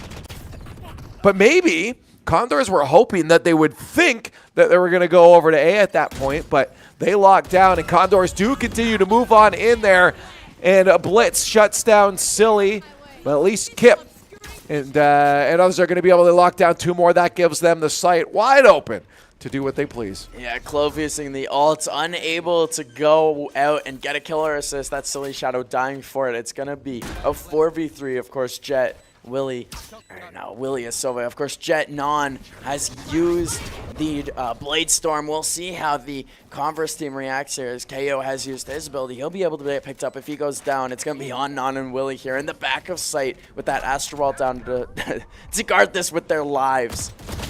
Yeah, everything popping off right now here, but it's the Condors that sort of come out on top. Non trying to get the information. Blades out, going into that little mini 1v1 for himself here, and he's going to win that one. Condors walk away with another round. In the blink of an eye, that went from a very even matchup, so to say, to Conestoga on top, and you called it. They went right back to B. And for whatever reason, the defense for Converse just hasn't made the necessary adjustments. They're not going over, and they tried. I'll give them that. A very, very good shot from their Killjoy to start that round. But when you have Clove's ultimate ability out, it practically rendered that shot pointless. Sorry to say. They need one more B push. That's what I'm feeling that too. So something we saw there is they sent 2 members to B, and Sova, trying to get as much information as he can, recon darted, used his other bow and arrow recon bolt, and neither one of them, they both only revealed one player. And so Conestoga had the advantage of elements of surprise and using it again. Using it again on the bottom of mid. Silly Shadow not able to take out 3 members together of the Converse side. And here they are on the A site, and for the first time in ages. Well, the only reason is because they got those kills and were able to move over there. You saw the defense, Converse pushing up the mid, trying to secure that to maybe put the Condors into their pocket, but the Condors turned things immediately around. And that's an A-site take for them. And Arctic going down. The man with the Odin has been good with it, but not good enough as Conestoga is taking their 8th round win, and they've just executed like you couldn't believe right now. And I was talking about the element of surprise. They're doing a lot of mid-split pushes to B, which has been heavily effective. That one was a mid to A push, and I don't know how this happens. I'm not in the game. I'm watching it just like everyone else. Yep. But they rushed down to the bottom of mid, shot a guy, and no one on Converse knew they were there. You think they would? You would hope they would. You would hope that gets called out. Bottom mid, 2 bottom mid, 2 bottom mid. They're playing in without comms. They're playing in different rooms with no headsets.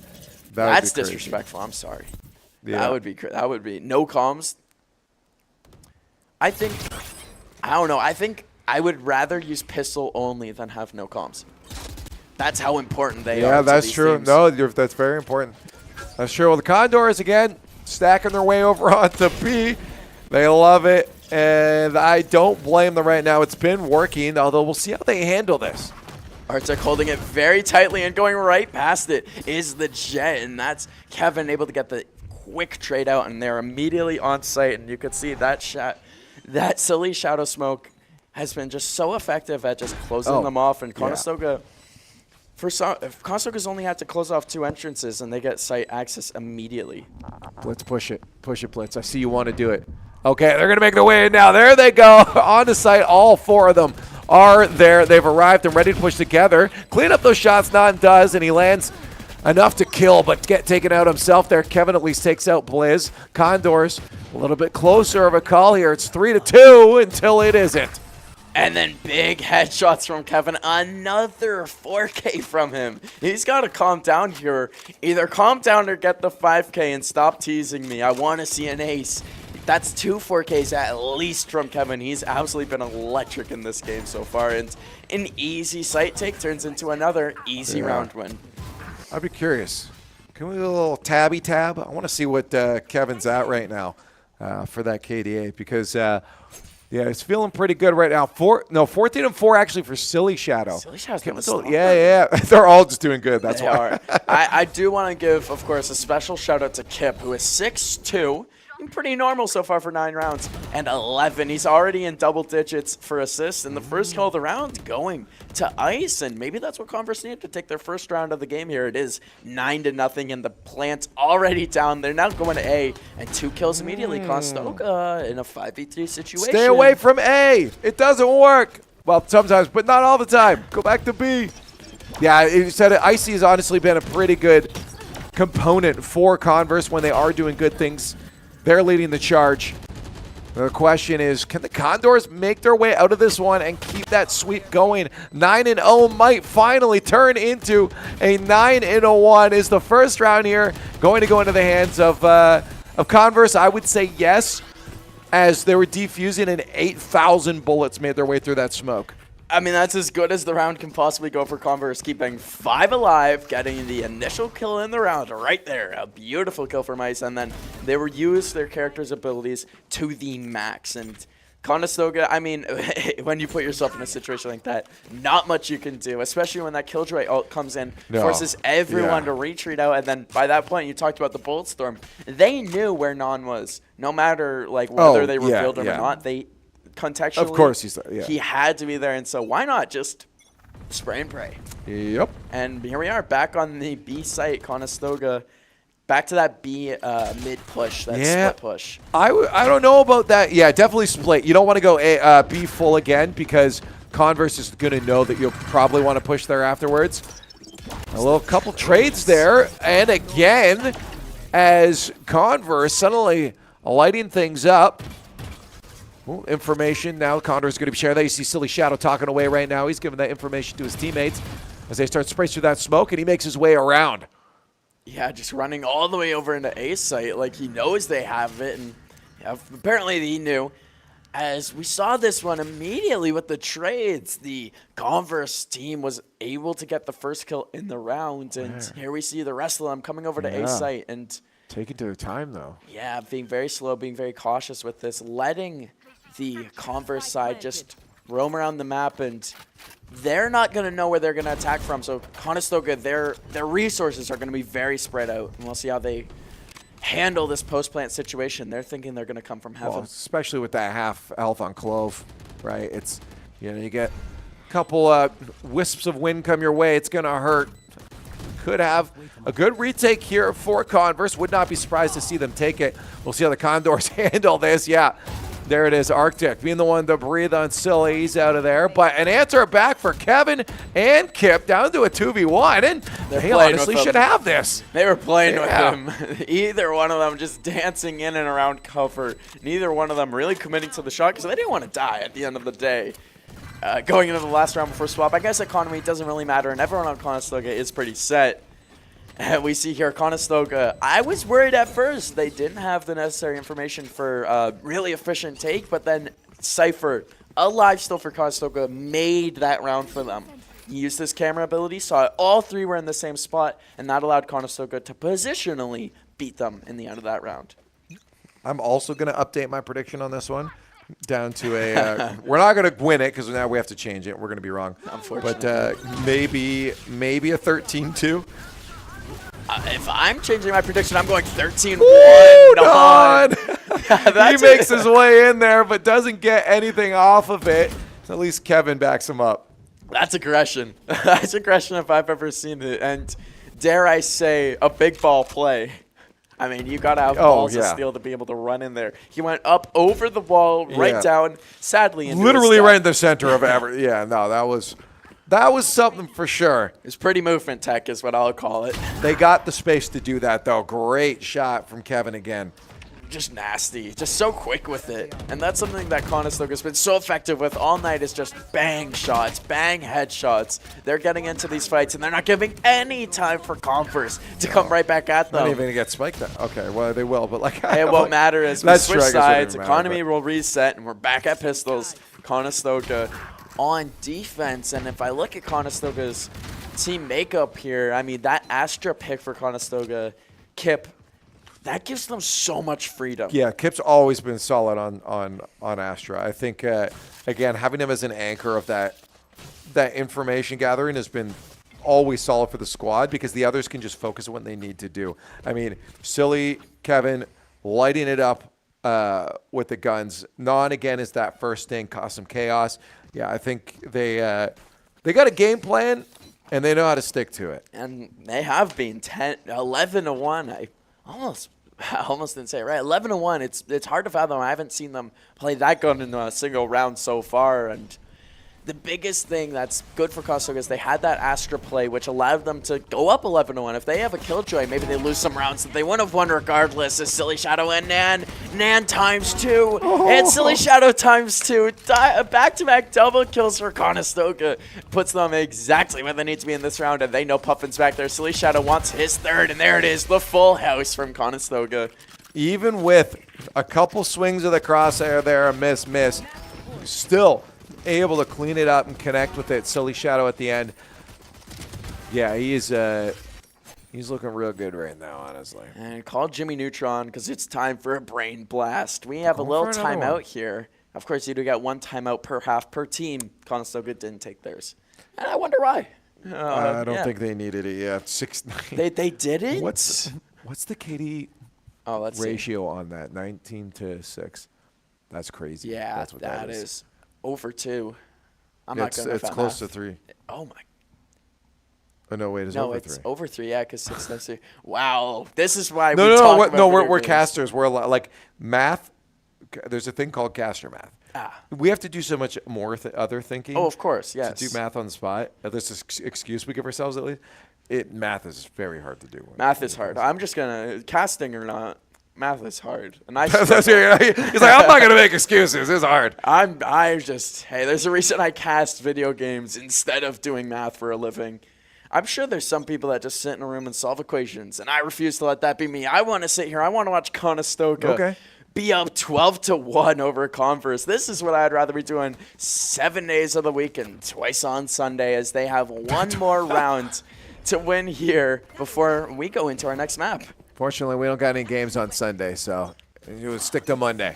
But the Condors, you're right, on match point, and they'll be going into the second map, Icebox, with a lot of gusto. I don't know what kind of magic is going to happen for them on the next round here, but it'll have to be magic and nothing but it for Converse as, they got a big hill to climb on the other side, especially with the way the Condors are looking coming out of this one. Well, yeah, the toughest thing about attacking and losing that first guy is you don't have that man advantage. That's the key to attacking. And Conestoga on top, Non with the Outlaw, just going a full aggression, switches out to the Sheriff, and Conestoga able to take the round and take the map, and Non, oh my goodness, he wanted to end that round personally. That was just, he just jumped in.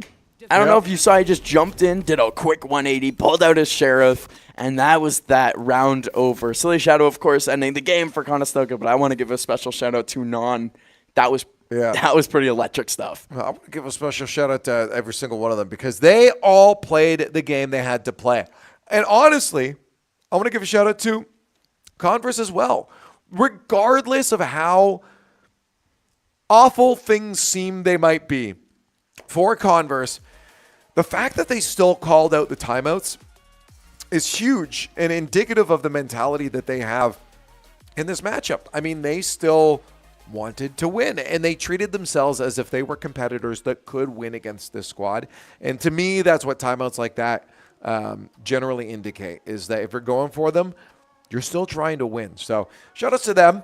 The question is, coming now into Icebox, what's going to happen here? Because I feel like overall, fundamentally, the Condors are a much more cohesive and well-rehearsed squad.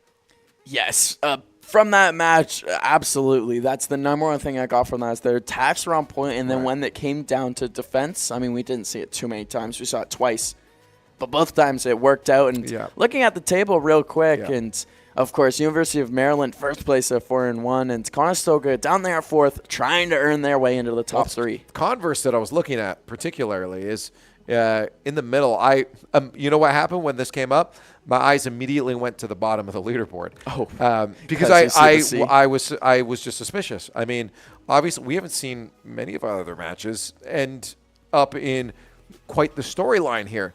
So the fact that it's a team that's tied with us on the leaderboard, I mean, it's obviously halfway through the season right now, but my mind immediately went, we're playing one of the bottom squads right now. But that's not true at this point. No, I mean, if that's what the rest of the table looks like, it gives me confidence in Conestoga moving forward. If they're able to do this with Converse, whose win-loss record on their level, I mean, of course, you have Cumberland at the bottom there who had to forfeit their games.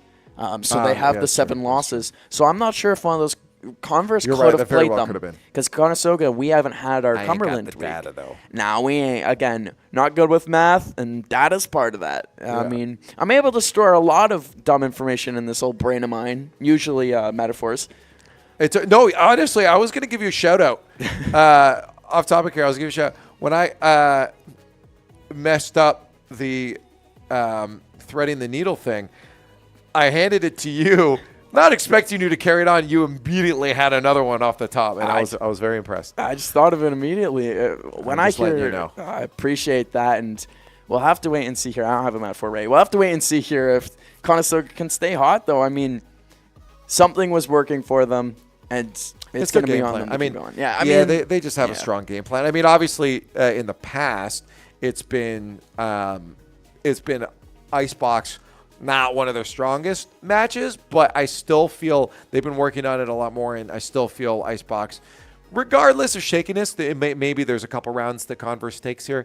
Regardless, I still think Condors walk out on top with this one. I'm happy to say that I've seen Icebox be won by Conestoga. Oh, no, that's what I'm saying. I've seen it. They put the work in. They put the work in. It's never once been their strong suit. And hey, in days gone by, I would have chalked this one up to a loss immediately, but where we're sitting here now in late October and this team's experience level, I like their odds going into this one. I mean, we did win 13-1 there, so, morale's high, momentum is high, but even then they're going into the map pick of Converse, and whether or not it was 13-1, you got to treat this like it's a new game. Oh, yeah, and don't ride off the laurels of the last series as well, right? You definitely do not want to come to this saying, come in mentally saying we're going to win because we're the best. That's for sure. But treat your opponents as if they are opponents that pick this map for a reason and that they have a plan. We need to play very tight coming into this because the second that you don't, you give up any kind of advantage you had by just getting ahead of yourselves, right? It's just not the game plan that you want to be going for. But I still am going to say I think they have this one on lock. I mean, you even see it from their faces. Kip's smiling away now. Do you want to give a different score prediction? Because I'm definitely going to change mine. I think I went 13-10. Definitely going to change that. If I go down, it won't be by much. I would say a 13-5. I'm going to go with a 13. I like the 5. Go with me. I'm gonna opposite Prices Right. It's not like we're going out to a party and we're wearing the same outfit. You can pick the same score. This is a competition now officially. I'm gonna opposite Prices Right. I will go 13-4. They're gonna take 4 rounds off Conestoga, and we look at the character picks. Conestoga immediately locked in. They have known what they wanted to do here. So we got Reyna there being played by Non. They're slowing down a little bit. Jet's the fast-paced character, so we got Reyna there as well as Viper, Killjoy, Clove, and Sova, and that means that they're definitely going to be slowing this game down. On the other side, Killjoy, Jet, Sova, Viper, and Clove, very similar teams. I like the Reyna pick from Non, though. I mean, we saw him being talked to before. I don't know, maybe he's got everything all sorted out now that he's ready to drop into this and play, and I think it's going to be great, too, especially on those open sites on on B. This is going to be great for that. From my limited experience here, I would think that's going to be great for them. Oh, you're absolutely correct. And the more blinds, the better, and the more confidence that Non can play with. I mean, he's one of those guys that when he's on, there's no one else quite like him. And Conestoga will be starting on defense here. And when I look at the characters on their team, they're definitely a more decider-focused team. But when you have a mirror matchup of Killjoy, both teams are going to be experiencing the same things on attack, as where replants are going to be very good for both teams if they're able to get on site, and we'll see if Converse is able to. Game number 2 is the Condors devastate Converse in that first map on Ascent, but Icebox maybe could switch things up as it is their pick. A quick early push here towards B's. The wall's out here that the Converse squad are really hoping for a surprise factor on their side. It's not going to happen as Kip lights, though, up. But on the other side, the story's not over. Yeah, Kip. Oh, Silly Shadow able to get a long-range headshot there with the Ghost. And it's going to be on him and Clove here for Conestoga. He's able to get it. Silly Shadow making quick work of that. Kip, though, a beautiful, beautiful triple kill. If we're able to see that one back. Bop. Wait, no, it's right here. Yep. Bop, bop, bop. Oh, my goodness. Bop, bop, bop. They just lined up for him, falling over like dominoes. Yeah, no, that was good. You love to see it. If you can get that pizza served on a platter, you take it. And round 2, pistol round, obviously is going to be very good for us, Mr. Cove. And I imagine we'll start to get a little bit of swing of momentum here. Yeah, it's all going to be on how the attack goes and how quickly they decide to push at Conestoga. If Conestoga goes down here in the early parts of this round, I think that, you know, Converse could put themselves in a position, but they got to go fast. They got to go with heat. And if Conestoga, you know, if they could play back and play their own game, wait for everyone to rotate over, then they'll put themselves in a good spot. And a good spot they have put themselves in. Non, Kip, Gavin getting big kills, but on the return, Converse getting 2. Oh, no, this is good for honestly, wow. That was great. Like, I mean, no, I think I'm saying wow, but like, I think it was good. They got 2 kills. No, a very effective play by Converse there, and I'm genuinely shocked by the return there. Sorry, we saw a shock arrow come out and get a kill. You know, I always got to mention this when I see it, because you don't see it too often. A utility kill. That's like a Molotov kill in CS, and I mean, it was the shock arrow in this one. Perfectly placed, and I think Sofa, just before he got shock arrowed, was able to get one on his way down. Converse, though, losing their team members, and they've decided to switch back over to A, sending all 5 A, going with a hurry. Silly Shadow not ready for that in the slightest. All right, Let's see what they can do. Early pick there for Icy as they make their way over to A site. Condors lagging a little bit behind right now, and when Kevin dropping 2, Icy again, the MVP for Converse. I got to say overall, and they're making a difference in this round 3. You're absolutely correct, and even in the other match there, Icy, with the entry frags especially, was super clutch, and we see the team here, Converse, with improved weaponry. Willie, though, he doesn't care. Arctic, though, back-to-back. We got doubles for days here in Conestoga. I don't think Willie expected 2 kills there either.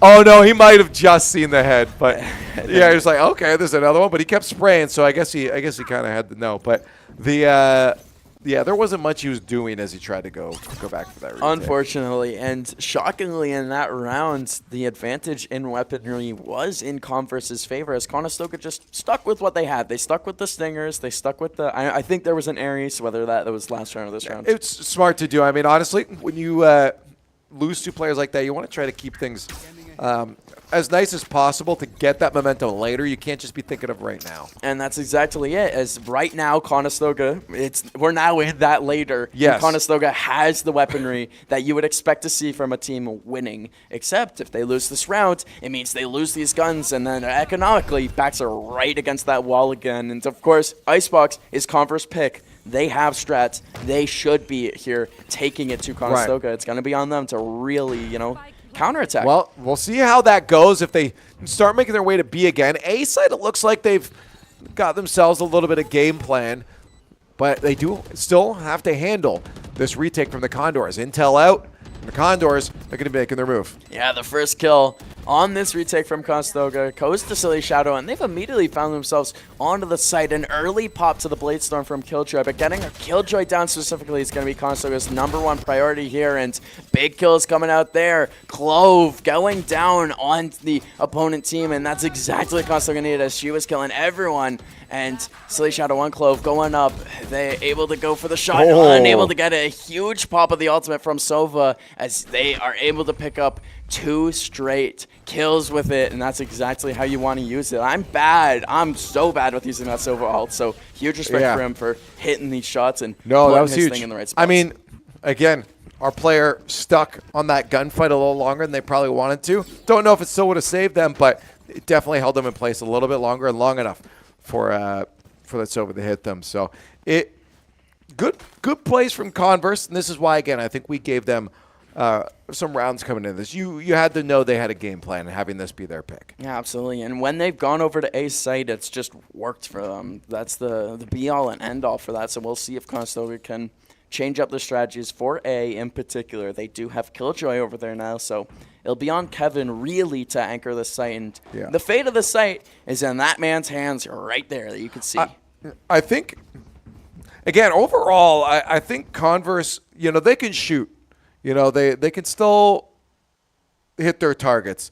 The problem, I think sometimes for them I've seen is they don't seem to be really checking their corners, and they're putting themselves positionally in some spots that are just out in the open a couple times. The TLDR, all aim, no brain. Yeah.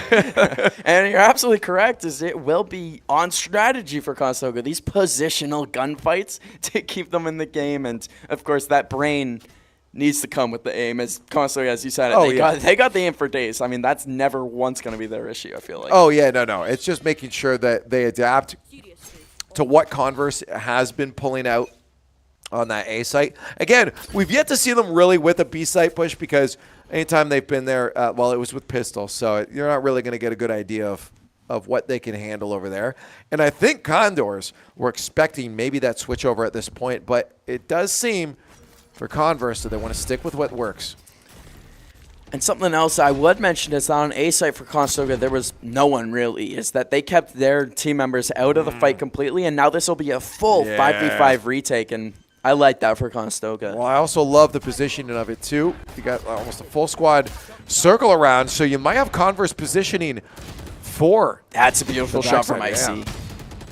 Oh, no, Willie, can you lock him down? He stays alive somehow, but on the reload gets taken out there.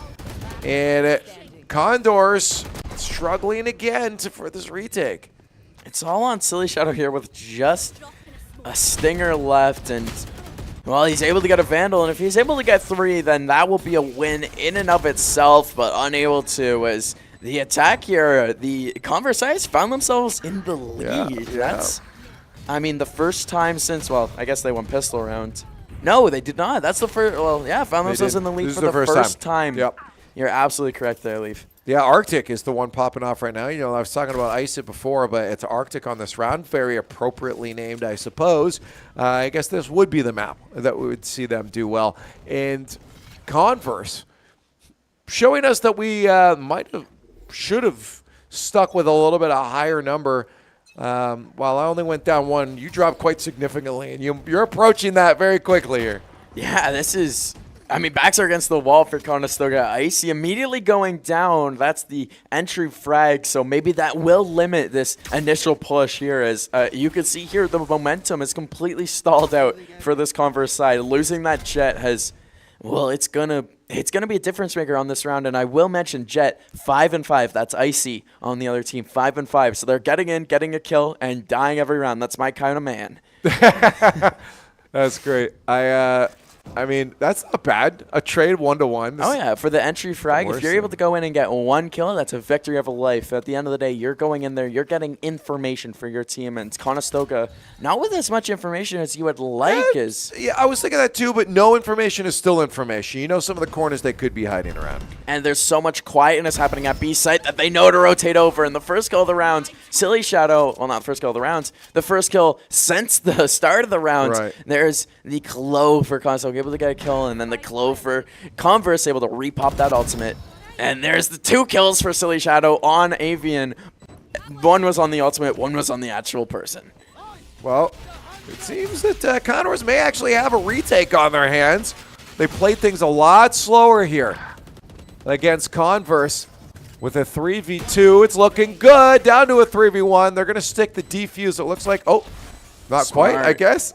Heads up play there as the shock era was coming in, and Willie unable to defend Kip, as that's a really good set angle. It's almost like in one of our other games we do, Search and Destroy, when you put it down and then you keep a grenade cooked and ready. You just know. And then you know when you throw it over in time, and it's one of those set lineups. A very good lineup on display there from Converse, but Conestoga, they did it. And it stopped the half. I mean, you almost saw it there for a second too. It stopped the them getting the half mark too, right? Like it reset it. Yeah, it bought them a lot of time. Is what I'm trying to say here. Yes, absolutely. Those lineups, it was time to well. Yes. While on one hand, yes, it is a cheeky play. Those cheeky plays can be game defining at the end of the day. Yep. Oh, absolutely. Just wasn't enough overall. Unfortunately, for it to be clippable was not enough. No, but it was smart nonetheless. Is the brain on display here from Converse and the creativity in attacking this A site. While they have just gone full bore a couple times here, they've used some good strategies to find their way onto site. In this one, pulling back, maintaining the 5-man that they have for the attack. Well, I think the Condors are starting to finally say, hey, let's hang out a little bit more. Kip unable to get it. He even checked the corner. I was scared he wasn't going to check the corner at all. Checked the corner, just got outshot. And speaking of outshot, Silly Shadow, beautiful headshot. People dropping left, right, and center here. It's the Condors at a disadvantage. Yeah, unfortunately, having back turned to the fight, thought that they were safe to rotate over to B site as the slowed offense from Converse has allowed them to get onto A site and Conestoga with no man in sight. Yeah, that's a problem too, because this retake's been hard for you, and you're coming in with a player at disadvantage. Now, even worse, as Not is taken off. At least Willie is able to clean up one themselves. And looking for the information on the others. He's going to wait, at least for our teammate to come help. Yeah, it looks like Silly Shadow isn't coming over. Maybe a save from Conestoga here as they recognize that in a 3-3 game, they would rather have their Vandals and live to fight another day. They know how bad it's gone previously. Sometimes you have to concede. Yep. And there is that little morale.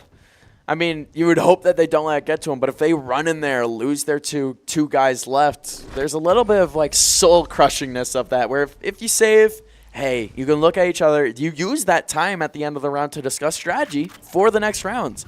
All those remaining 15 seconds of that ending bomb plant where no one was fighting, that's good for Conestoga. I like it. You love it. Exactly. Now, the question is, do you think an actual timeout will make its way here for the Condors? Eventually, not yet, though. I think Conestoga is going to have to go down at least 3 rounds before the timeout comes out. If we're going to be back and forth like this, I like Conestoga's odds to play on attack if they're down 2 rounds. If we go into this 7-5, I still don't mind that for Conestoga and the way I know they can play on attack. I mean, attack, they won, 10-1, 11-1 in the last round. Attack is where they've shined so far, but Puffin and Blitz able to get Conestoga back into this one. It's going to be on Kip and a respawning Silly Shadow to get them back into this fight on a B take this time for Converse. Yeah, very interesting. Again, it looks like the Condors are really trying to get these early kills themselves, but it turns into Converse that steps ahead. Now 5 on the 3. They might finally make their way over to B. We have yet to see them. They're just chilling in their spawn, which I don't blame them one bit. It gives you such a good advantage for over-attacking opponents, overextending defenders.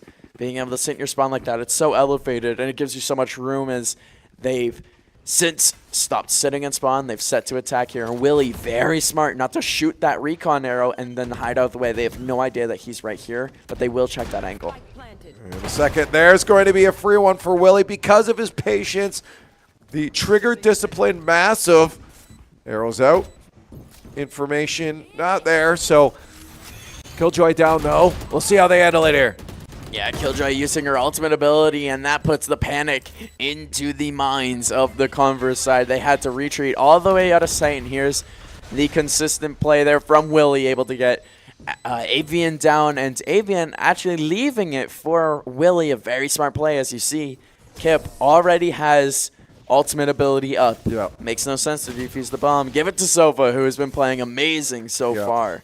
Give it to Willie and let him get one step closer to getting his ultimate. We could see actually Viper use their ultimate that round, and that's one of the main reasons why Conestoga was able to come back into that one. Well, that's the thing too with the Killjoy, but it took him a lot to get that site back, right? Like I mean, that's what those are there for, is to be able to help turn the tides. But it took a lot to get this out of the hands of Converse. So they really have to answer this A site. Like, do you think Condors just give up on trying to hold B? I would at this point. I'd send 3 at least. Bare minimum 3 members are over on A because you just need that numbers advantage. And there's the attacker Killjoy using her ultimate ability. It's going to just give them free sight unless Conestoga finds some unique angles to hold this from. And you can see 3 of them going back up to that back staircase. Yeah, it's just been 7 rounds of A push for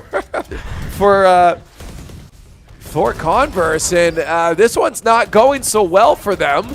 That shot from Silly Shadow through the wall. I wonder if he saw an elbow. If he doesn't see an elbow, that is the biggest brain teammates that I've seen. Everyone getting 1 kill on Conestoga, and I really hope we get a replay here of that initial kill from Silly Shadow to deny the bomb planner as it's going down. Look here through the smoke and able to see the gun. That's so smart. That's heads up Valorant from Silly Shadow. Yeah, I mentioned what it took for them to get that last round. They needed to ride the momentum, and they've done exactly that. That was a wonderful carry through into the next round because now they grab themselves the lead. They shut down Converse at 4, but again, that doesn't mean it's going to end here. It's up to Converse to start answering it. For my match prediction, I would really like it to end here at 4, but Icy instead able to get the first kill of the round and put Conestoga on their heels. Willie has these creative positions, but that one, maybe a little too creative, ends up in the Bladestorm, and he has to go down. Non, though, on the return, able to get 1. Kevin as well, but he goes down himself. It's going to be on Non here to hit some big shots, and the first one does go down. He's got a member with him on Conestoga. It's a 2v2. They're making their way in, and Non will miss his shots, but Kip won't. The double. That ends the round, and a beautiful retake. Phenomenal from Kip. I mean, the teams played their comms on that one. They were sharing information while they were getting dominated in a couple 2v1s. The fact that they still knew where everyone was at every given moment, they were able to line up, support each other in those gunfights by the end of it. And then beautiful on the end there from Kip. As you said, using the communication from Non, and there's that entry attacker. And even in a 2v2, the entry attacker's role is still the same. You don't need to get a kill so long as you get information. You hope to get at least 1. You hope to get 1, but you don't need to at the end of the day if your teammate behind you is able to do it. And Kip in that round, big double kill, makes up for the dead Non. Yeah, no, this was good. And now we finally see a little bit of a beat stack. And it works. They get the first 2 kills of the round. Kip and Silly Shadow going down, and Non now has to rotate over. Very good shooting there from Converse. Well, I wanted to make sure it wasn't a fake first, but now with Spike down, they know most certainly this is not a fake.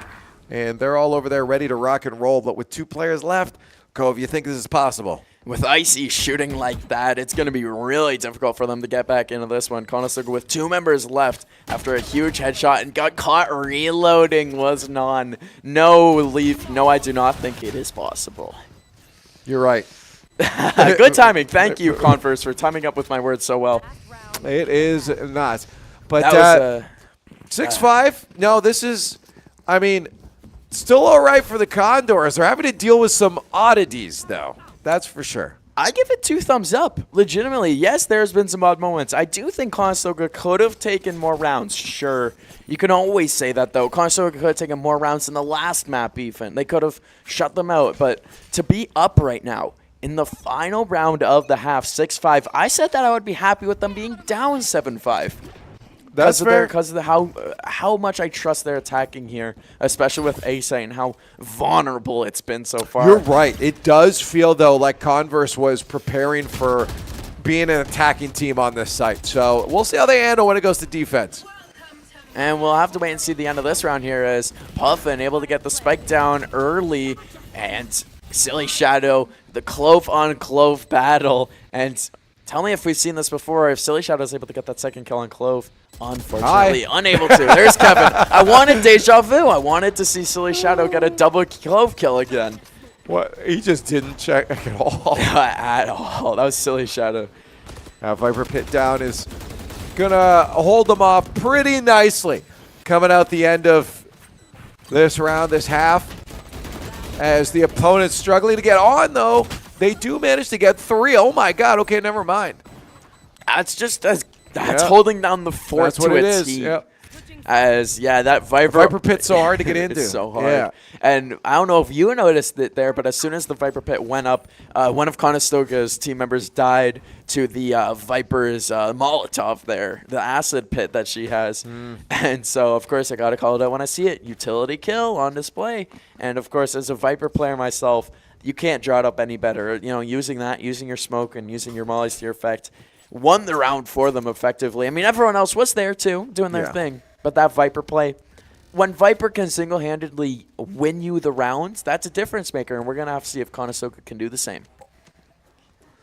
I don't think they're going to do the same. Oh, I can't. I would hope not. I think they're going to play a little more diverse when it comes to their site decisions. But hey, it worked. Here's the thing for Converse: they had a plan, they executed, they followed through on it.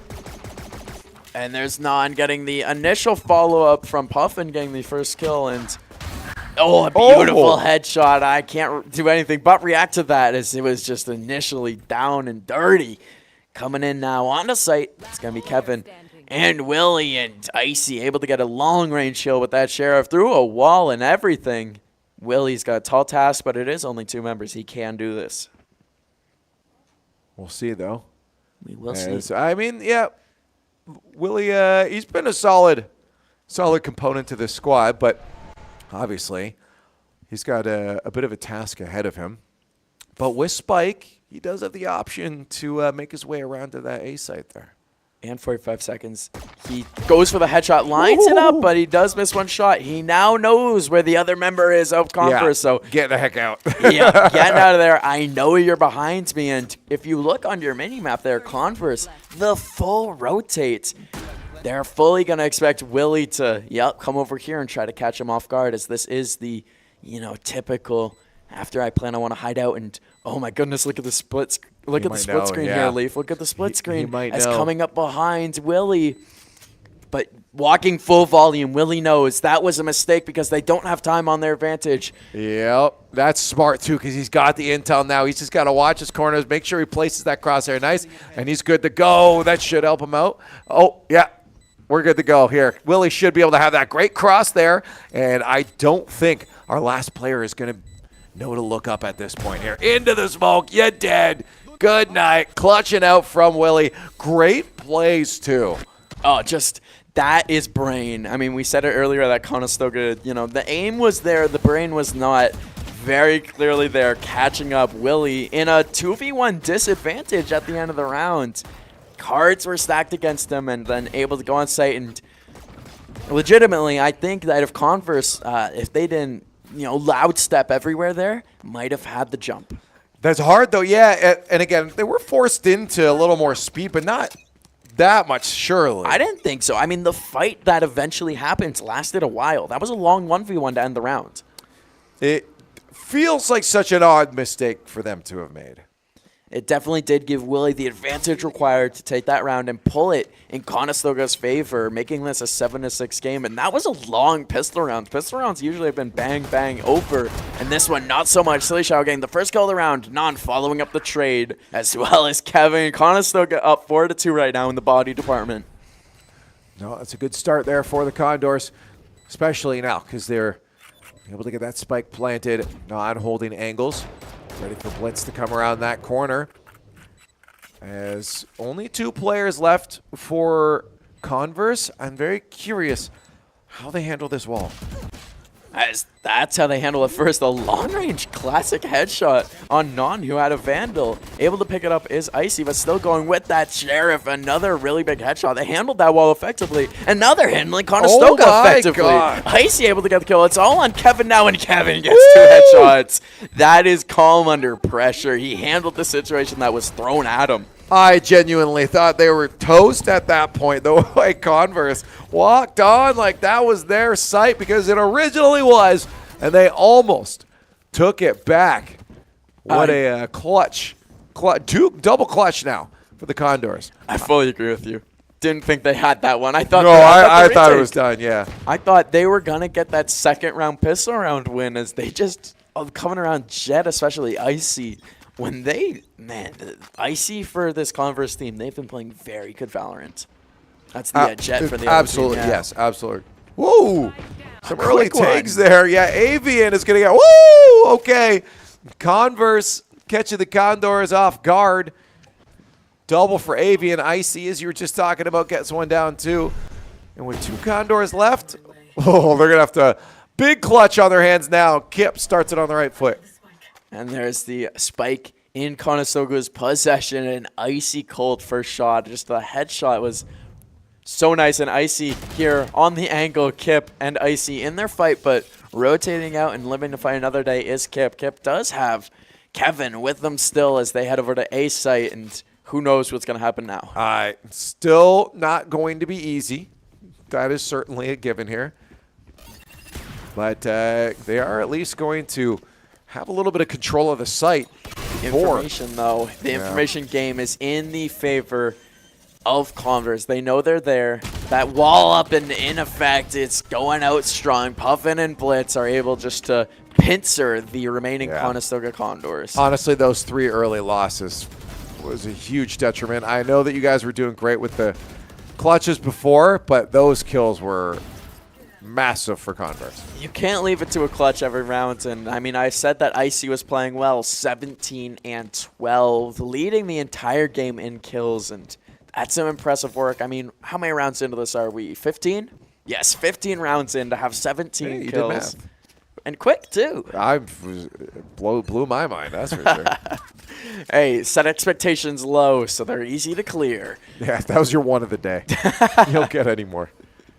As now, Conestoga, again, they're really heavily set up on B site. It's like they were ready for there to be like 4 members of Converse.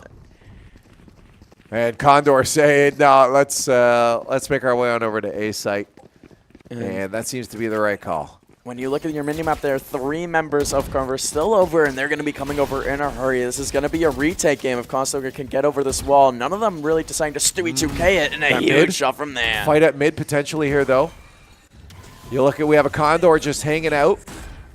But I think that smoke's going to hurt their chances of that, and they'll go join the fray. Conestoga's got to get Viper down now. Having that wall up is going to be so crucial for them on this retake. Of course, not using the Empress ability here, and that's going to be a huge advantage for Conestoga. Look at the speed to get out of that fight. Immediately gets into another fight and then retreats out. You got 5 members of Conestoga still back, but make it 4. Blitz with a huge shot there. It's that Viper who's going to be very dangerous for the Converse side, but not dangerous enough as Silly Shadow closes out the round. No, I love that. I just love, again, watching Not is so fun. Just I mean, obviously on Reyna as well. Just the speed, the ability to maneuver like that is so deadly and difficult to deal with. It's wild. And when you got someone as mechanically gifted as Non playing the character, chef's kiss. Yeah, there's a little crack just to see an opponent. That's all I need.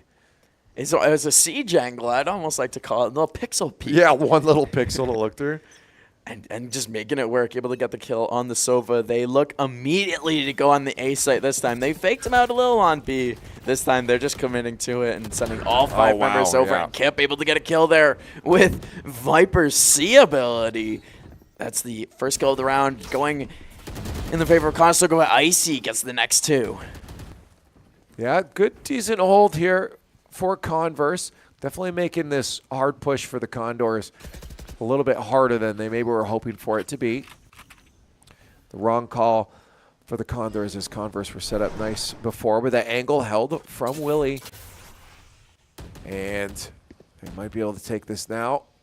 Man, that Viper being alive still for Converse is deciding around that wall. And then that smoke right there denied them from entry, and it denies them from getting the initial kill on Icy. But Kevin, he doesn't care. On the return, 2 kills of his own. But again, you have a mirror matchup. Viper and Killjoy versus Viper and Killjoy. Of course, Conestoga has the advantage. There's Kip using the Viper ultimate. Yeah, interesting time to pull it out. I mean, you got to use it at some point. It's a good chance probably too, because if Converse do take a few more rounds, you'll be able to build that up going forward when it comes down to those crucial moments there. Trades going on. It's now down to a Killjoy versus Viper. Ours in the pit still alive. And it looks like time in our favor. But that last Converse player not able to find their way around. And Puffin with low health is going to be an easy pickoff for Kip. Securing the round, hitting double digits, but a close call indeed. I absolutely love that play out of Kip right there. As you said, time was in their advantage, and retreating all the way out of the Viper pit, and as it goes down, who has more information? It's Kip. Just left in no man's land to end the rounds there. Conestoga able to pick it up and puff in. When you're in that pit and it goes down around you, who knows where the enemy is? Oh, it could be anywhere, yeah. And No, the angle play was perfect from Kip. And the Condors, while taking the lead, again, are having this map go closer to your first prediction of a 13-10. I was just thinking that same thing, how close I was with my original take, and I like this defensive look here from Converse. It's going to be tough for Conestoga to get past them as they sent 4 members down middle of the map, a few of them returning over, but 3 of them on the flank. We'll see how Conestoga can deal with a huge flanking attempt here. This is our... Whoa, that's not the kill that they were looking for. Non gets a 2-piece as it... unfortunate peek comes out there for Converse, putting Condors in a great position for the spike play. I'm pretty sure that was a collateral there, and I say they line up like dominoes. I mean, that's as much dominoes as it gets when it is a collateral. 1 enemy remaining. Conestoga able to get him. Called a little 7-Eleven, open 24 hours. Conestoga with the lead. Couple of the Valorant gods are on our side today because, yeah, luck played a little bit into that collateral there. Just a little. Yeah, as I think it was the last shot that he was taking too before getting out of there. So, hey, and timeout coming out. You know, I said this a lot. I was doing baseball commentary, and in baseball there's a lot of luck involved. And to be good, you got to be lucky. But on the same hand, to be lucky, you got to be good. And that's what we saw from Non there. You know, he put himself in a spot to get 1 kill, and the game blessed him with the second. And you said it before, and I'll give a special mention to it too. The Converse side, not out of this game whatsoever, still using their timeouts. Oh, yeah, no, exactly. Well, look, I mean, they're in this. I mean, it's 11-7 at this point. But look at, I want to call out right now, and you see it on screen, Kip taking charge right now of the rest of the squad and saying, hey, guys, here's what we're doing. And he looks serious about it, too. Those were some serious words coming out. Well, you're saying it about Coach Hurd earlier on in the stream, but when your mouth is moving 400 miles a minute, I mean, you're serious about what you're talking about. And Coach Hurd's was after a loss, I'm pretty sure. After the first game loss, Coach Hurd was really going into it. And we saw it there, Conestoga using the opponent's timeout in their favor. We'll see if it pays out. We have to wait. Meanwhile, all it was someone mentioned that they want to put anchovies on their pizza later, and he was not having it. He couldn't take that. And I don't blame him one bit. And Kip couldn't take that either. The clove immediately, the double shot. That was kind of rude. No anchovies for Kip. He ain't having it at all. Nice little twofer at the beginning there. And that puts Condors in a wonderful position for match point. Although Spike is down, Condors having to retrieve. And there's a lot of information, but the information is dead with Silly. Hopefully he shared that before he could. And now down to a 3v2. Converse still holding on our right through the box. The battle continues on. And a 2v1 now. Our Killjoy hurting a little bit here. Kevin's got to be careful. He'll put the spike down. You do not want to be taking any angles. Icy has an operator, and that's 1 click, and you're gone. So he's 1 click, and he's gone with any gun right now. You want to be very careful. And one thing I want to mention just about this round entirely is how aggressive Non was. I don't know if you noticed it, but he just ran right in, and at the front and center of every single gunfight, Kevin has a chance now to end it. Able to is Kevin after Non goes down first. And I was saying Non putting himself right in every gunfight. He ate a bullet for his trouble. Hey, that's what you do as teammates, you know? Take one for the team, quite literally. And Non's done it twice now. Non's been part of these final 2 members. It was him and Kip the first time, him and Kevin this time. Kevin able to end the rounds, and Conestoga 1 away from setting us to a good night. Match point, a valiant fight here from Converse. Icebox, their pick for evident reasons, as the Condors struggled quite heavily at the beginning to really get their footing, but it was attack heavy. And now on the defensive half, they're struggling a little bit more against the Condors. Of course. I mean, I was talking about it before as I was looking forward to Conestoga on attack, and it was a little shaky at first, but they've held on to get their grounds. But there's Icy and Arctic using their ultimate abilities exactly how you draw them up. Yeah, and that actually puts them in a great position for now. Obviously, winning this round with ultimates out is going to put you at disadvantage going forward, but you do have to stop this push towards success from the Condors. With 3 players down now, they may have delayed the inevitable just a little bit longer as the Converse squad walk away with another win. A terrific retake from the middle of the map there, and that's one of the things about Icebox that Converse, I've noticed it hasn't come into play as much as I would have liked and as much as Converse would have liked.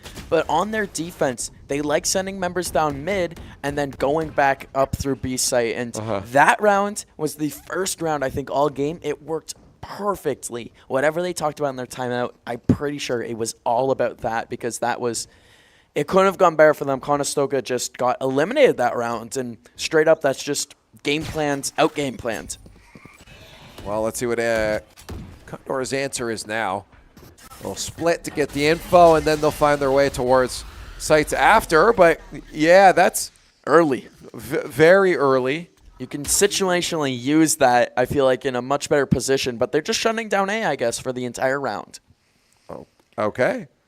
We'll see how it plays out. But, yeah, Condors kind of know that maybe they're debating A as well, you but might go right into the storm. They're just going to wait this out for the time being, at least. You know, they might be looking at this and saying, all the Hornets have left the Hornets' nest. We might just jump into it, as they do also can come from it, as there it is. The Queen Bee down, and the nest will fall with her. Conestoga putting themselves on top. There's only 2 members left of Converse.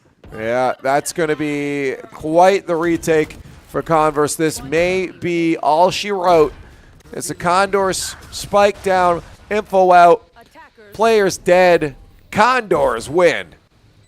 I mean, hey, before we get into anything, I do want to say Converse played that one really tight, really well. 13-8 was how the game their finished. Map. And of course, it was their map. Icy especially played really good, but of course, now getting into what I want to is Conestoga and how true to their strategy they stayed, as they didn't go off the book. They didn't do anything crazy, and it did work out. Yeah, fundamentals carry them through. They definitely had a bit of, again, I said oddity earlier because it was a bit of an oddity. I mean, it was 7 to 8 rounds in a row of one site being pushed the entire time. We saw A. It was just B for pistols and A. And the second, I believe the Condors got one, then it was the B switch up. But, yeah, it was something interesting that they felt like they were playing from behind for quite a while, but they kept things even, and they knew that that was enough because this plan from Converse was reliant on being on the attacking side. It really was, and it started off well enough for them. They went into the half, tied up at 6 apiece, I want to say. It was 6-6 on the. So they go into the half tied, and I was saying it, I was confident in Conestoga's attacking opportunities, and they didn't squander many of them. It was only like 3 or 2 they lost on attack, and that's exactly what they looked for. Went into the opponent's map and beat them on it. They played this game to be close, and it worked out in their favor. That's true. But overall, I mean, the Condors, I should have anticipated something from our opponents into this one, and definitely quite the low prediction. You almost were on point there. I was close, 2 rounds away, and I can definitely, I'm definitely going to look back on this game, and I think there will be rounds that when Converse goes back and does VOD review, they can point to that and say, we could have done that better there, and we could have done that better there. I think that's all it is for them, and Converse had a good showing. Conestoga, though, this is one they can hang their hats on and be very proud of. Yeah. No, that's absolutely true. But let's stop hearing from us and head down to Willow again. I believe she has Kip standing by. Thank you, Curtis and Brody. I'm here with Kip, who just took, a pretty much back-to-back win? Yeah, 13-1 and then 13-8, I'm pretty sure. pretty the 13-1 is extremely impressive, I will say the least. Yeah, I mean, with how our team is, with our play style specifically, it's kind of meant for like momentum. Yeah. So the moment we got the momentum, like up 4-0, up 5-0, there was no way of stopping us. So pretty much you just, in the politest way, steamrolled the other team. Oh yeah, no, I'm not gonna sugarcoat it. We definitely steamrolled them. Yeah, and like even in the second one when they it was pretty close in the beginning, and then you very quickly turned it around. Yeah, to be honest, the 8 rounds that they've done, we kind of lost those rounds to ourselves. Okay. There are some instances where we had audio issues from Non. His comms were like completely silent. There was no way of him getting comms through us, or there was not even game audio for him too. So there was a lot of troubleshooting in the middle of the game. Yeah, and that can be pretty difficult, trying to get some kills while also troubleshooting. Yeah, we kind of just had to work around him, and then it was to the point where we had to talk in game chat for him to listen to my calls and like everyone else's calls. Yeah. Was there no like one headphone off attempt? No, he the moment he died, he would just tab out and try to fix it. It's just there was no like one headphone in, one headphone out. We just had to persevere and just play like the 4v5, I guess. Yeah, that makes sense then, because we were saying, like, I've watched you guys play. Non was not playing how he normally plays, and the audio issue makes a lot of sense now. Yeah, the audio issues, and then even during like some of our past few games for the past few days, we've been trying to troubleshoot and like figure things out with our playstyle and how we want to do things. So yeah, that's always good to improve. Yeah. Well, I think I'll send it back to Curtis and Brody to talk about whatever, really. Thank you, Kip, for sitting down. Thank you for having me. Yeah, well, now we got our answers to why they someone was at I don't want to say someone, it was production. It was Addy. I know who it was.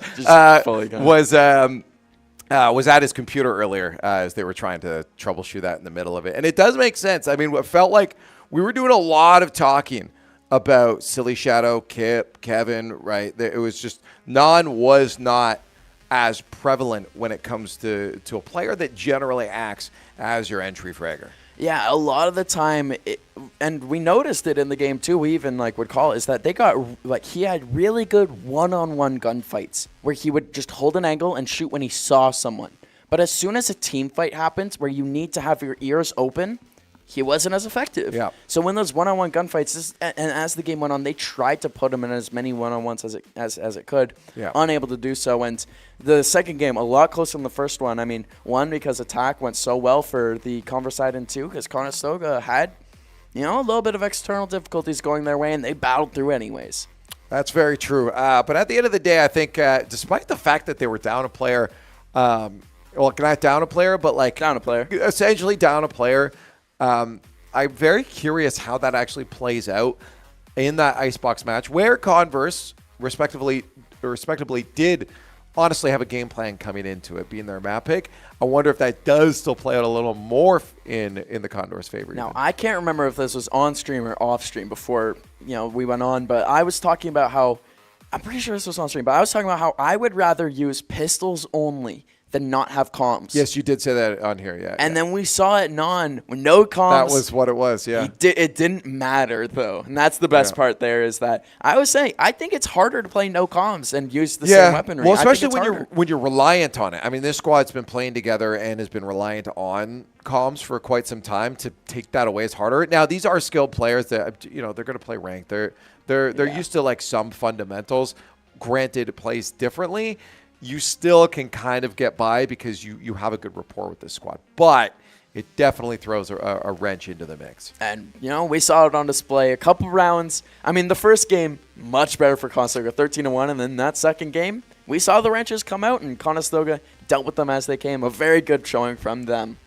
That's very true. Tonight, overall, I mean, I guess it's a success. We did start with Rocket League, and that unfortunately went to a Game 5 and then a loss. Felt like their head was in the next one. We're going to go find out if they won their next one, if they're done that yet. Hopefully they did, and the first loss wasn't too bad for them. It didn't mean everything. You don't want 2 losses on. But we walked into Valorant that had a nice little win there, despite all the difficulties. So not a shabby night overall for the Condors. I want to remind everyone that is watching to hit up all our socials down below and click follow, subscribe, whatever the button is to make sure you keep up to date with all our stuff.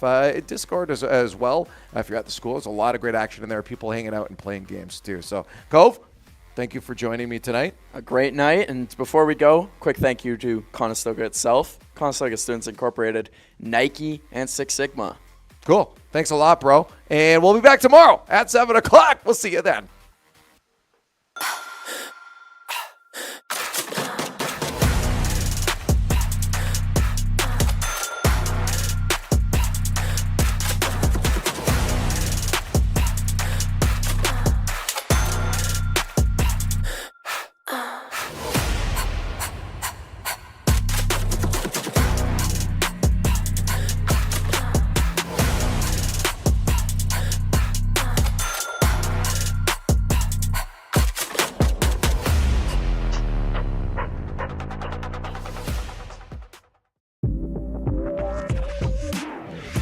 Condors Esports is innovating intercollegiate gaming in Ontario and beyond. We've built a community where you can compete, play, and work in a dynamic program accessible from all campuses. Condors Esports is more than just gaming.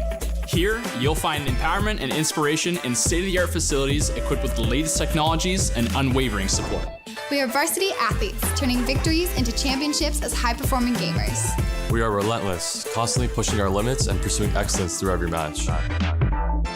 We are Condors. Gaming connects us on campus or online, all through best-in-class equipment. We're building a foundation of experience, powered by our passion, and developing skills that drive personal and professional success. We are eager students, transforming our dreams into careers in dynamic and emerging industries. Condors Esports goes beyond gaming, fostering enduring friendships, unforgettable experiences, and meaningful connections. This is your chance to transform your passion for video games, esports, and technology into something impactful. Learn how Conestoga is introducing Condors Esports to your campus and connect with fellow Condors striving to soar. We